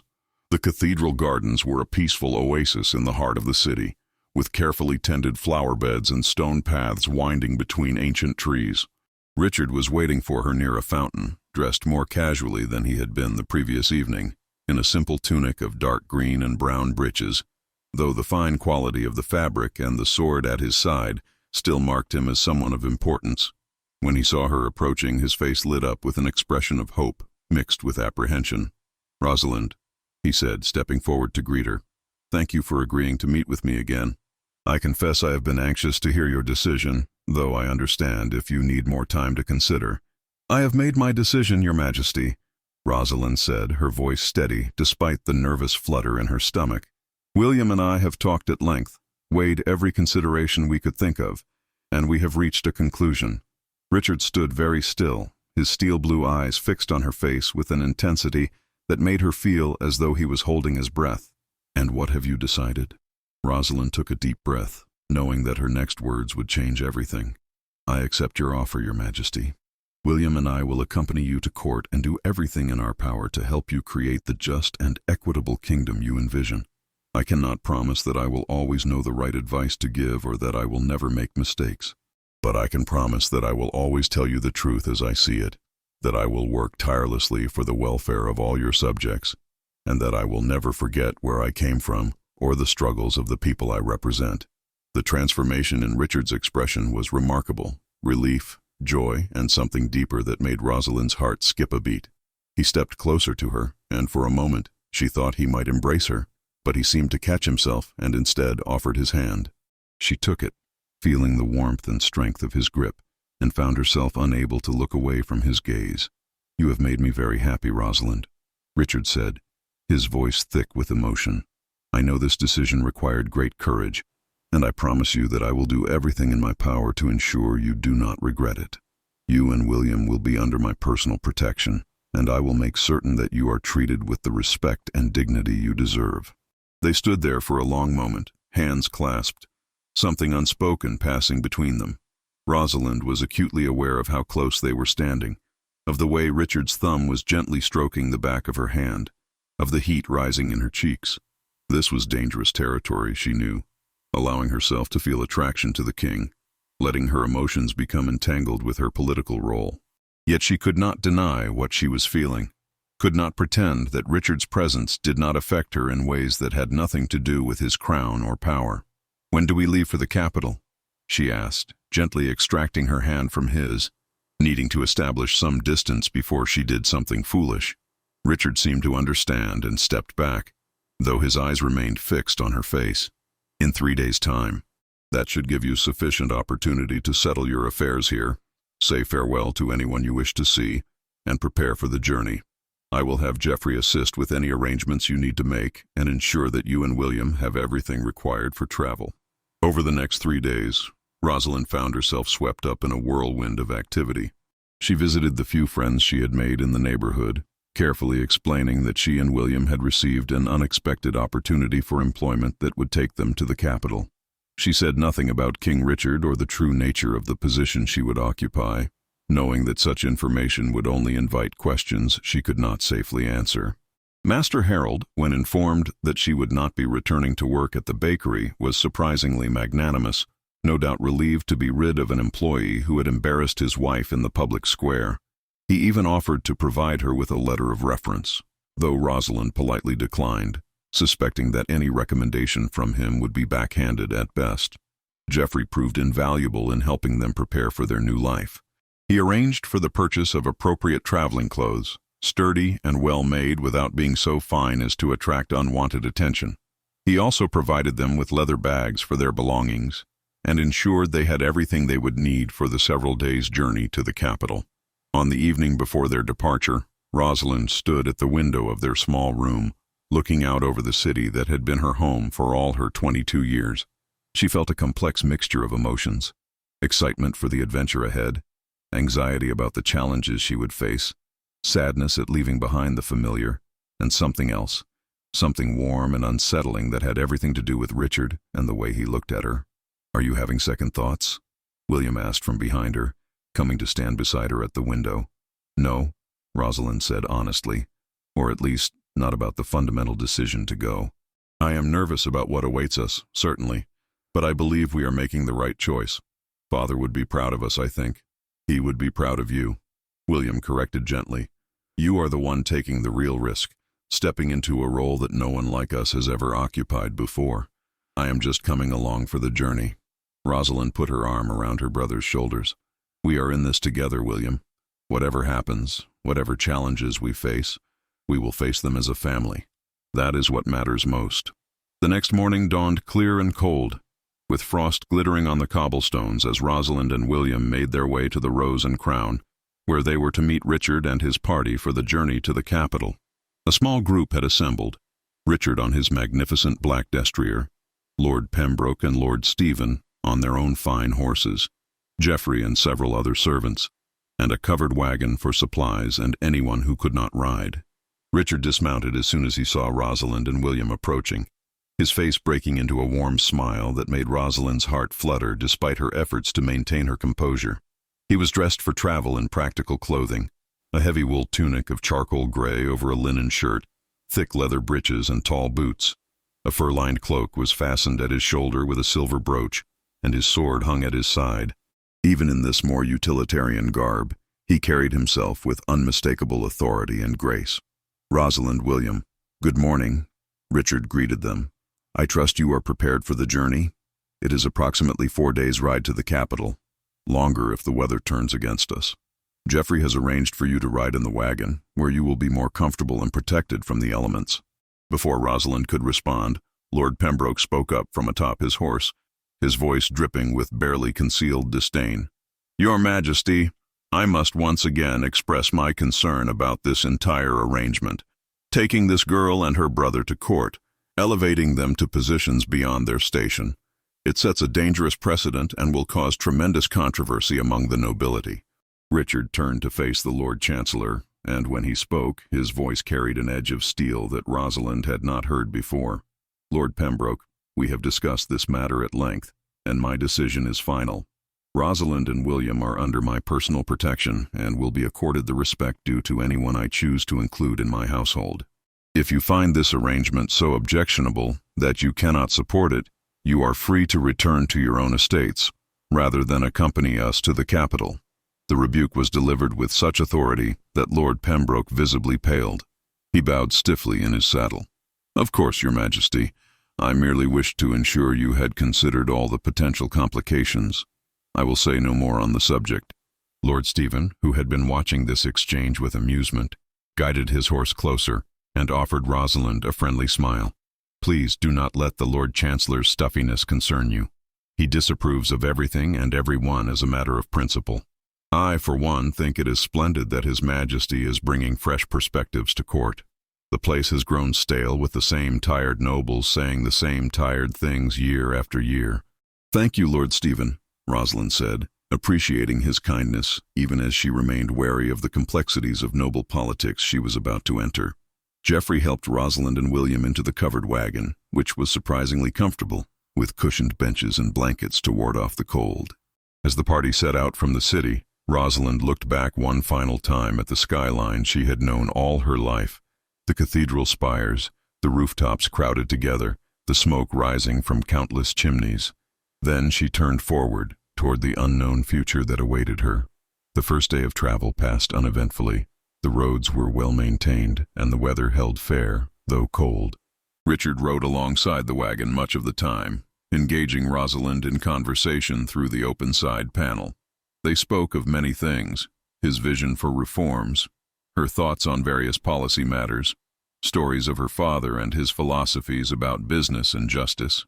Rosalind found herself increasingly comfortable in Richard's presence, and several times she caught herself laughing at something witty he had said, only to remember with a start that she was speaking with the King of England. As evening approached, they stopped at a substantial inn that clearly catered to noble travelers. The innkeeper nearly fell over himself with obsequiousness when he realized he was hosting the king, immediately offering his finest rooms and promising a feast worthy of royalty. Richard accepted graciously, but insisted that Rosalind and William be given rooms as comfortable as his own, a gesture that earned disapproving looks from Lord Pembroke and surprised gratitude from the siblings. That night at dinner, seated at a long table with Richard, his companions, and several local nobles who had been invited to dine with the king, Rosalind got her first real taste of court dynamics. She watched carefully as the various nobles jockeyed for Richard's attention, each trying to advance their own interests or undermine their rivals through carefully worded comments and subtle implications. She saw how Richard navigated these treacherous waters with apparent ease, giving each person enough attention to satisfy their ego without committing himself to anything substantive. When one of the local lords made a disparaging comment about the common people of his region, calling them lazy and ungrateful for the generous governance he provided, Rosalind could not remain silent. "Forgive me, my lord, but I wonder if what you perceive as laziness might instead be exhaustion from overwork and insufficient nutrition. It is difficult for people to be productive when they are struggling simply to survive." The table fell silent, and the local lord stared at her with a mixture of shock and outrage that a young woman, and clearly not a noblewoman, would dare contradict him. Before he could respond, Richard spoke up. "An excellent point, Rosalind. Lord Ashford, perhaps you might consider investigating the working conditions and compensation of the people in your region. I have found that productivity often improves dramatically when workers are treated fairly and given adequate resources to do their jobs well." The suggestion, delivered in Richard's measured tone, was clearly more command than friendly advice. Lord Ashford stammered his agreement, shooting venomous glances at Rosalind when he thought the king was not looking. Rosalind realized with a sinking feeling that she had just made her first enemy among the nobility, and they had not even reached the capital yet. After dinner, as the party retired to their rooms, Richard caught Rosalind in the hallway outside her chamber. "May I speak with you for a moment?" he asked, and when she nodded, he continued, "I wanted to thank you for speaking up at dinner. Lord Ashford needed to hear that criticism, though I suspect he will not take it to heart. But I also must warn you that you have now experienced what life at court will be like. Every statement you make will be scrutinized. Every opinion you express will create allies and enemies. You must learn to be strategic about when and how you voice your thoughts. Your Majesty, I thought you wanted me to speak honestly about injustice when I saw it," Rosalind said, feeling slightly defensive. "Was I wrong to contradict Lord Ashford?" "No, you were not wrong," Richard assured her. "Your observation was accurate and needed to be said. I am merely cautioning you that such honesty comes with costs, and you must be prepared to pay them. Not every battle is worth fighting, and not every moment is the right time to engage. That is a lesson I have learned through painful experience, and I hope to help you avoid some of the mistakes I made when I first took the throne." He stepped closer, and in the dim light of the hallway, his face was cast in shadows that made him look older, more careworn. "Rosalind, I want you to succeed in this role. I want you to thrive and make the difference I believe you are capable of making. But I also want to protect you from those who would seek to destroy you simply for daring to rise above your birth. Please, be careful. Be strategic. Save your boldest statements for moments when they will have the greatest impact." Rosalind felt the warmth of his concern wash over her, and she found herself deeply moved by his evident desire to shield her from harm.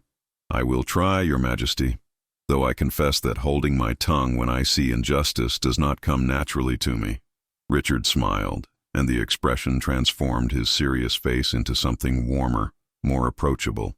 "I would not want you to change that fundamental aspect of who you are. Just channel it wisely. And please, when we are alone like this, call me Richard. The constant formality grows tiresome, and I value the sense that we are allies working toward the same goals, rather than merely king and subject." "That feels presumptuous," Rosalind admitted, though she was pleased by the invitation. "You are the king, after all." "I am a man before I am a king," Richard replied softly, "and I find myself valuing your friendship as much as your counsel." Surely friends can use given names when they are in private. Rosalind felt her pulse quicken at the intensity of his gaze, at the implications of what he was saying. This was dangerous territory indeed, but she found she could not bring herself to pull back from it. "Very well, Richard. When we are alone, I will call you by your name, though I suspect there will be few opportunities for private conversation once we reach the capital." "Then we must make the most of the opportunities we have," Richard said, and there was something in his voice that made Rosalind's breath catch.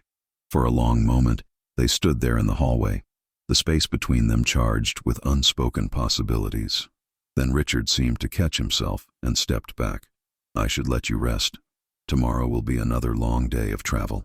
Sleep well, Rosalind." "Good night, Richard," she replied, and slipped into her room before she could do something foolish, like reach out to touch him or say something that would reveal the growing feelings she was trying desperately to suppress. The next 3 days of travel followed a similar pattern. By day, Richard rode alongside the wagon, engaging Rosalind in lengthy discussions about governance, justice, and reform. They spoke about specific policies that might address various injustices, debated the proper balance between royal authority and noble autonomy, and explored philosophical questions about the nature of good government. Rosalind found these conversations intellectually stimulating in ways she had never experienced, challenging her to think more deeply and systematically about issues she had previously considered only in practical terms. William, meanwhile, struck up a friendship with Geoffrey, who began teaching the boy about court etiquette, noble titles and rankings, and the complex web of alliances and rivalries that define political life at the capital. William proved to be a quick study, absorbing information with the same intelligence that had characterized his father, and Geoffrey reported to Richard that the young man would adapt well to his new circumstances. Each evening brought another dinner with local nobles, and Rosalind gradually learned to navigate these social situations with greater finesse. She began to understand which comments would cause unnecessary offense and which would effectively advance the points she wanted to make. She learned to read the subtle signals that Richard would give when he wanted her to speak up or remain silent, developing a wordless communication with him that felt almost intimate in its understanding. Lord Pembroke continued to regard her with barely concealed hostility, while Lord Stephen grew increasingly friendly, often engaging her in conversation and seeming genuinely interested in her perspectives. Rosalind suspected that Lord Stephen's motivations were not purely political. There was something in the way he looked at her that suggested personal interest, but she was careful to maintain appropriate boundaries, knowing that any hint of impropriety could be used against her by those who already opposed her presence at court. On the 4th day of their journey, they crested a hill, and Rosalind caught her first glimpse of the capital city spread out in the valley below. It was vastly larger than any settlement she had ever seen, with countless buildings crowding together within massive stone walls. At the center, dominating the skyline, stood the royal palace, a magnificent structure of gray stone with towers and battlements, flags flying from its highest points. The sight was both awe-inspiring and intimidating, a physical manifestation of the power and complexity of the world she was about to enter. "It is overwhelming at first," Richard said, guiding his horse close to the wagon so he could see her reaction. "But you will adjust. The palace is not as impersonal as it appears from a distance. There are quiet corners, private gardens, places where one can escape the constant scrutiny and pressure of court life. I will show you these refuges once we arrive." As they descended toward the city, Rosalind felt her anxiety growing. This was truly happening. She was about to become part of the royal court, about to step into a role that no one of her background had ever occupied. She thought of her father and drew strength from his memory. He had raised her to be brave, to speak truth, to stand for justice even when doing so was difficult or dangerous. She would not disappoint his memory by losing her courage now. Their arrival at the palace created an immediate stir. Word had apparently traveled ahead of them, and as Richard led his party through the massive gates and into the sprawling courtyards, Rosalind could see nobles and courtiers gathering to observe the king's return. Their eyes inevitably fell upon the wagon and its unusual passengers, and she could hear the whispers beginning even before they had fully dismounted, speculation about who these commoners were and why they had arrived in the king's own party. Richard handled the situation with characteristic grace. He personally helped Rosalind down from the wagon, a gesture that sent ripples of shock through the assembled crowd, and kept her close to his side as Geoffrey assisted William. Then, in a voice that carried across the courtyard, Richard made his announcement. "Lords and ladies of the court, I present to you Rosalind, daughter of Thomas, who will be joining my council of advisors. She brings with her a perspective that has been sorely lacking in our deliberations, the voice of the common people whose welfare should be our constant concern. She and her brother William are under my personal protection and are to be treated with the respect due to anyone I have chosen to include in my household. I trust I make myself clear." The announcement was met with stunned silence, followed by a buzz of conversation that ranged from scandalized to curious.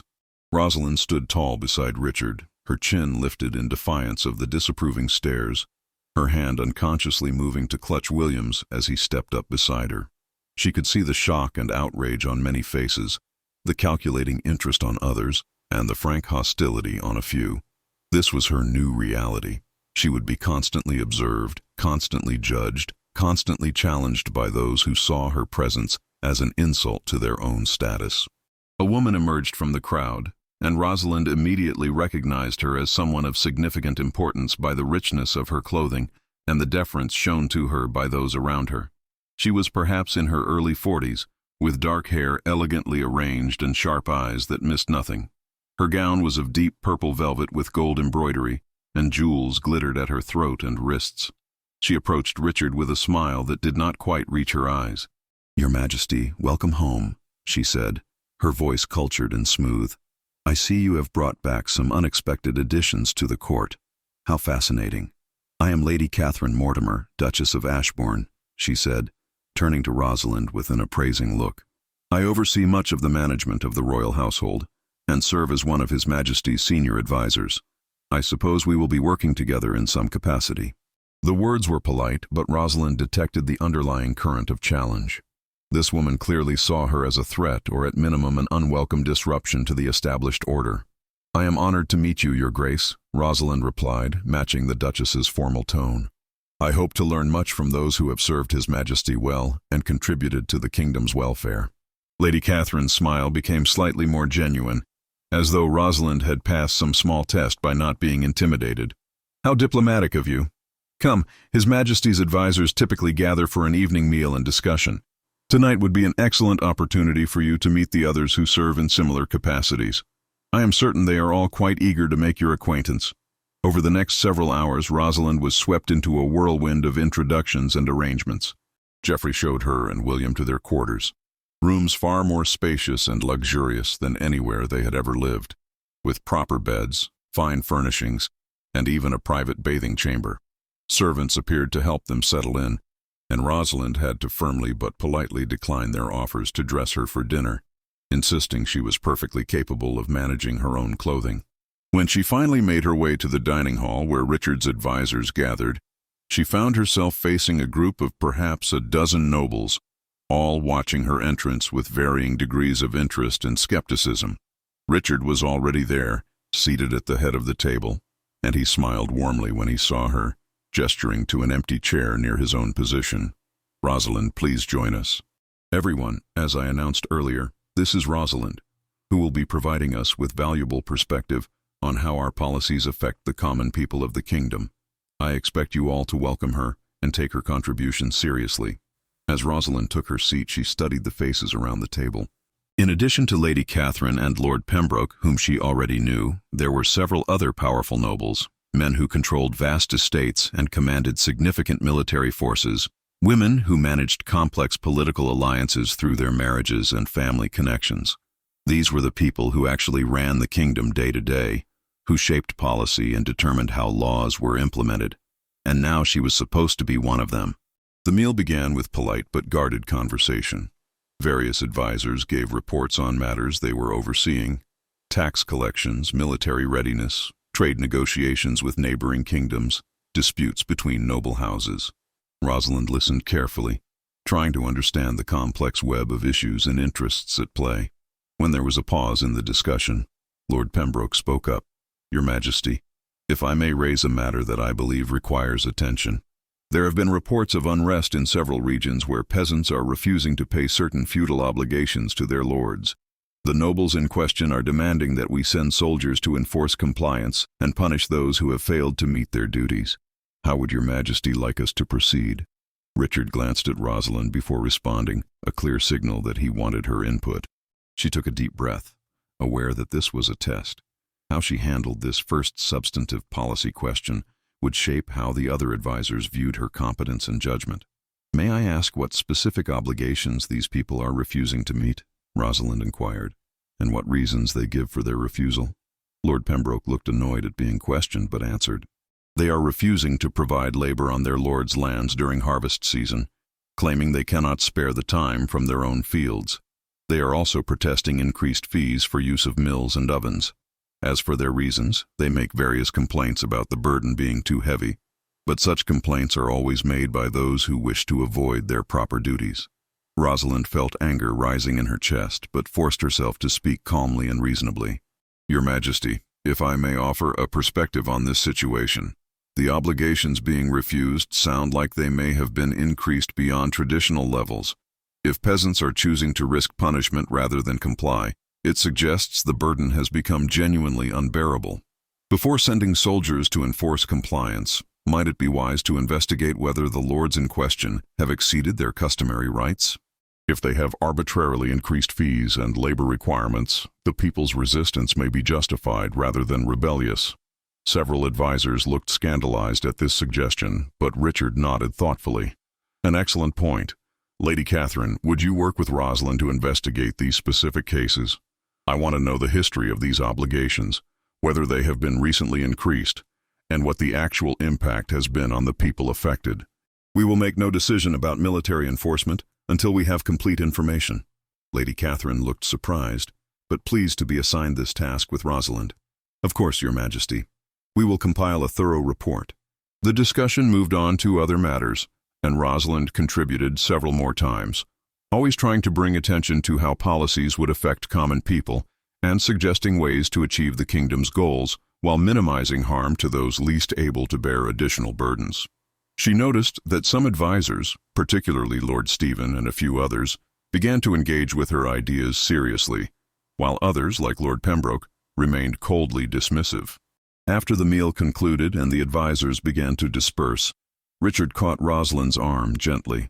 "Walk with me," he asked, and when she nodded, he led her through a side door and into a quiet corridor. They walked in silence for a few moments before he spoke again. "You did well tonight. Better than I had hoped for your first evening at court. You spoke with authority but without arrogance, and you made substantive points that several of my advisors will be considering seriously." "Thank you," Rosalind said, feeling the tension of the evening beginning to drain from her shoulders, though I could feel the hostility from some of them. Lord Pembroke looked as though he wanted to have me thrown from the room every time I spoke. "Lord Pembroke has opposed every reform I have attempted," Richard replied with a sigh. "He represents a faction of nobles who believe that any concession to the common people weakens the entire structure of authority upon which the kingdom rests. I cannot dismiss him because he is too powerful and commands too much loyalty among other conservative lords. But I can balance his influence with voices like yours that argue for a different vision of governance." They had reached a door that led out to a garden, and Richard pushed it open, gesturing for Rosalind to precede him. The garden was beautiful in the moonlight, with carefully maintained paths winding between flower beds and ornamental trees. At the center stood a fountain, its water catching the silver light and creating a peaceful sound that masked their conversation from any potential eavesdroppers. "This is one of those quiet places I mentioned," Richard said, leading her to a stone bench near the fountain. "When court life becomes overwhelming, I often come here to think. You are welcome to use it as well, whenever you need respite from the constant scrutiny." They sat together on the bench, and Rosalind was acutely aware of Richard's proximity, of the way the moonlight played across his strong features, of the warmth radiating from his body in the cool night air. She knew she should maintain proper distance, should not allow herself to feel what she was feeling, but being near him felt so natural, so right, that her usual caution seemed to dissolve. "Richard," she said softly, using his given name as he had invited her to do in private, "I need to ask you something, and I need you to answer me honestly. What is truly happening between us? These past days of travel, these conversations, the way you look at me sometimes, it feels like more than a king seeking advice from a commoner, and I need to know if I am imagining that or if there is something real here that we are both avoiding acknowledging." Richard was silent for a long moment, his gaze fixed on the fountain. When he finally spoke, his voice was low and thick with emotion. "You are not imagining it, Rosalind. From the moment you confronted me in that square, speaking your mind with such fierce courage, I have been drawn to you in ways that go far beyond political interest or intellectual respect. You are brilliant, passionate, beautiful, and utterly unlike anyone I have ever known. When I am with you, I feel more myself than I do at any other time. You see me as Richard, not just as the king, and that is a gift more precious than you can know." Rosalind's heart was pounding so hard she was certain he could hear it. "But I am a baker's daughter, and you are the King of England. Even if what we feel is real, there is no future in it. You will be expected to marry someone of royal blood, to form an alliance that strengthens the kingdom. What we feel cannot matter in the face of those realities. Richard turned to face her fully, and the intensity in his steel blue eyes took her breath away. What if I told you that I care more about finding someone I can truly love and respect as a partner than about forming a politically advantageous marriage? What if I said that you have already shown yourself to be more valuable to this kingdom than any princess who has been proposed as a match for me? What if the reality we must face is not that our feelings are impossible, but that we must find a way to make them possible? Richard, you cannot be serious, Rosalind whispered, though hope and longing warred with her practical objections. The nobility would never accept me as your queen. They would revolt rather than bow to someone of common birth. You would destroy yourself politically for a love that could never be properly acknowledged or honored. Or perhaps I would demonstrate that merit and character matter more than bloodlines. Richard countered, reaching out to take her hand. His touch sent warmth flooding through her entire body. Perhaps I would show that a king strong enough to choose his own path based on what is right rather than what is expected is exactly the kind of leader this kingdom needs. Rosalind, I am not asking you to make any decisions tonight or to commit to anything you are not ready for. I am simply telling you that what I feel for you is real and profound, and that I intend to find a way for us to be together properly and honorably, regardless of what obstacles stand in our path. Rosalind looked into his eyes and saw absolute sincerity there, saw the depth of his feelings reflected in his expression. Everything rational in her said this was impossible, that she should pull away, maintain distance, protect them both from the heartbreak that would inevitably come from pursuing something that society would never allow. But her heart, that traitorous organ, wanted nothing more than to lean into him, to accept what he was offering, to believe that love might somehow triumph over the rigid hierarchies that governed their world. I care for you too, she admitted, the words barely audible. More than I should, more than is wise. When I am with you, I feel alive in ways I never have before. You challenge me intellectually, you share my passion for justice, and you see me as a complete person rather than simply a representative of a class or a political statement. But Richard, I am terrified of what pursuing these feelings might cost us both. Richard lifted her hand to his lips and pressed a gentle kiss to her knuckles, a gesture so tender and yet so charged with restrained desire that Rosalind felt tears spring to her eyes. Then we will be terrified together, he said, but we will also be brave together as we have been from the moment we met. I am not asking you to have all the answers tonight, Rosalind. I am asking you to trust that what we feel is worth fighting for, and to give us the chance to find a way forward. Before Rosalind could respond, they heard footsteps approaching through the garden. Richard released her hand and stood, moving a respectful distance away, just as Lady Catherine appeared on one of the paths. If the Duchess noticed anything unusual about finding the king and his new advisor together in the garden late at night, she gave no sign of it. Your Majesty, forgive the interruption, but there is an urgent message from the northern border that requires your immediate attention, Lady Catherine said, her tone businesslike. Lord Marshal requests your presence in the war room. Richard nodded, his expression immediately shifting to the focused determination of a monarch dealing with matters of state. Thank you, Lady Catherine. I will attend to it at once. He turned back to Rosalind, and his eyes conveyed everything he could not say in front of the Duchess. We will continue our conversation another time. Good night, Rosalind. Good night, Your Majesty, she replied formally, and watched him stride away with Lady Catherine, his bearing once again that of the king rather than the man who had just been holding her hand and speaking of love. Alone in the garden, Rosalind sank back onto the bench, her mind reeling with everything that had been said. Richard loved her. The King of England loved a baker's daughter and wanted to find a way for them to be together. It seemed like something from a tale rather than reality, and yet it was happening. She thought of her father, wished desperately that he could be here to advise her, to tell her whether she was being brave or simply foolish. The weeks that followed established a pattern that would define Rosalind's new life at court. By day, she worked tirelessly alongside Lady Catherine and other advisors, investigating policy issues, drafting recommendations, attending council meetings where she contributed her perspective on how various proposals would affect common people. She discovered that Lady Catherine, once assured that Rosalind was serious about the work and not merely a decorative addition to the council, became a valuable ally and mentor, teaching her the intricacies of court politics and helping her navigate the treacherous social waters. William, meanwhile, thrived in his new circumstances. Under Geoffrey's guidance, he began training in various skills: letters and numbers from court tutors, horsemanship from the royal stablemaster, and even basic swordsmanship from knights who took a liking to the intelligent, respectful young man. He also continued learning the baker's craft from the head of the palace kitchens, who was delighted to work with someone who showed genuine passion and aptitude for the trade. But it was the evenings that Rosalind lived for, those precious stolen moments when she and Richard would find ways to be alone together. Sometimes it was in the garden where they had first acknowledged their feelings. Other times it was in the palace library, surrounded by ancient books, where they could talk for hours about philosophy, governance, and their dreams for the kingdom. Always they were careful to maintain propriety, to avoid any behavior that might create genuine scandal, but their emotional intimacy deepened with each conversation. Richard shared with her the loneliness of his position, the burden of making decisions that affected thousands of lives, the frustration of dealing with nobles who cared more about their own power than the kingdom's welfare.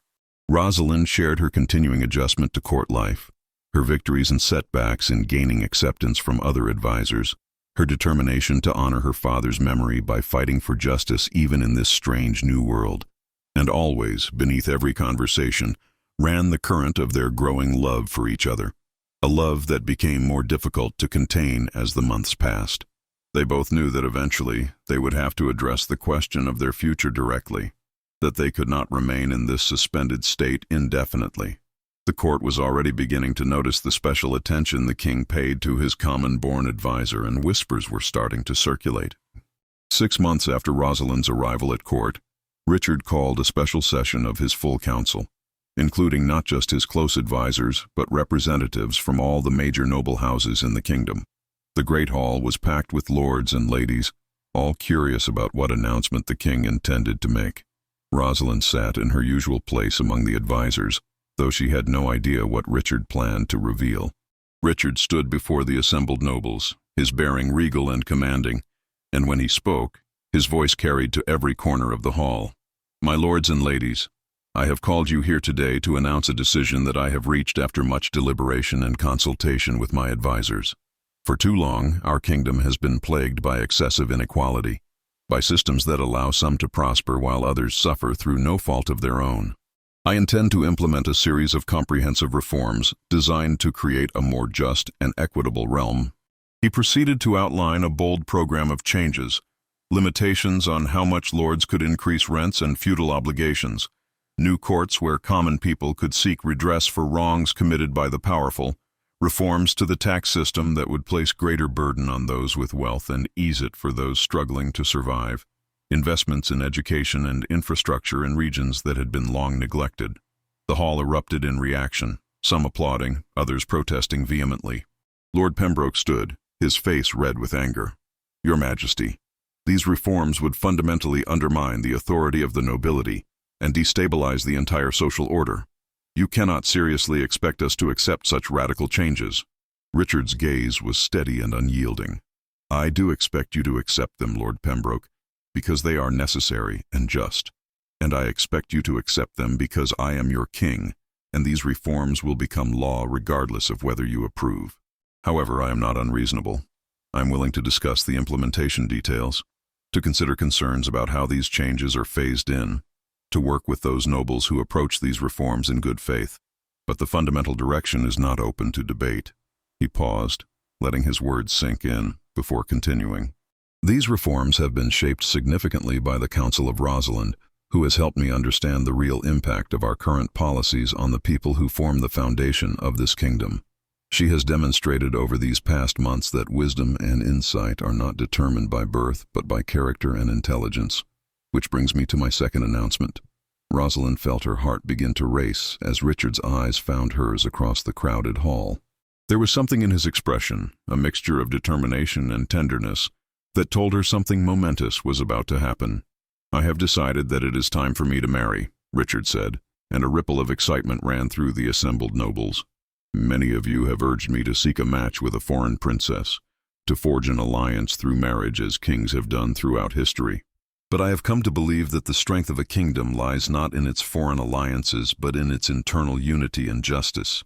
Therefore, I have chosen to marry someone who embodies the values I wish to see throughout the realm, someone who has proven her wisdom, her courage, and her deep commitment to the welfare of all our people." He descended from the dais and walked directly to where Rosalind sat, now frozen in shock as she began to understand what he intended. The entire hall watched in stunned silence as the king stopped before her, dropped to one knee, and took her hand in his. "Rosalind, daughter of Thomas, you have taught me what true nobility means. You have shown me that character and conviction matter more than titles and bloodlines. You have become not just my most valued advisor, but the person I love more than anyone in this world. Will you honor me by becoming my wife and queen?" Tears streamed down Rosalind's face as she looked at this extraordinary man kneeling before her, offering her not just his love but his crown, his kingdom, his entire future. She thought of her father, of his belief in justice and equality, of how proud he would be to see his daughter in this moment. She thought of all the good she and Richard could do together, all the reforms they could implement, all the suffering they could alleviate. "Yes," she said, her voice breaking with emotion. "Yes, Richard, I will marry you." The hall erupted in chaos, some nobles cheering, others protesting vehemently, still others simply standing in shocked silence.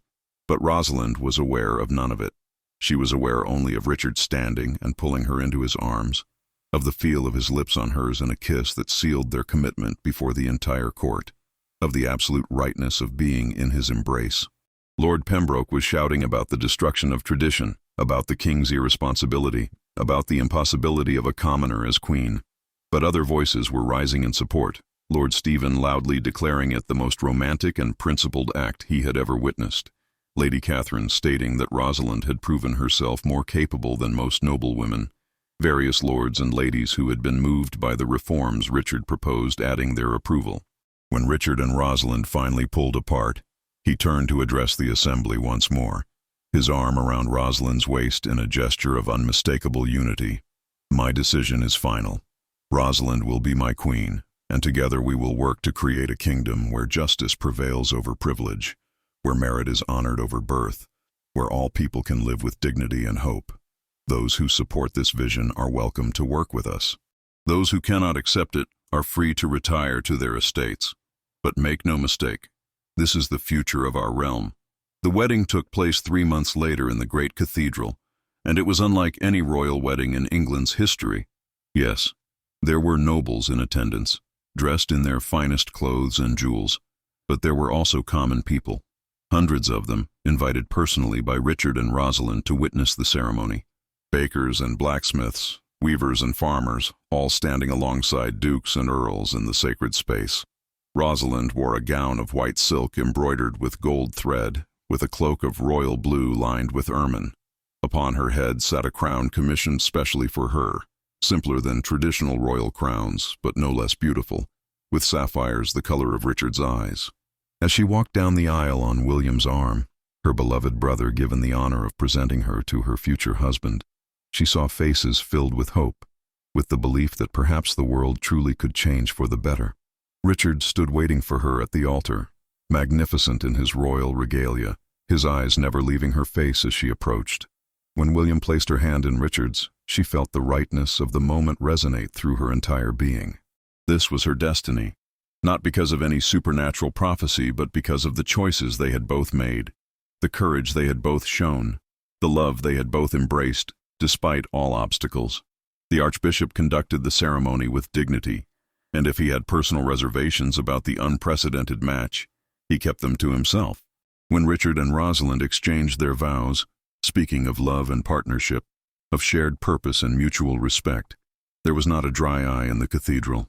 "I, Richard, take you, Rosalind, to be my wife and queen, to honor and cherish, to stand beside in times of joy and adversity, to build with you a kingdom worthy of all who dwell within it," Richard said, his voice strong and clear.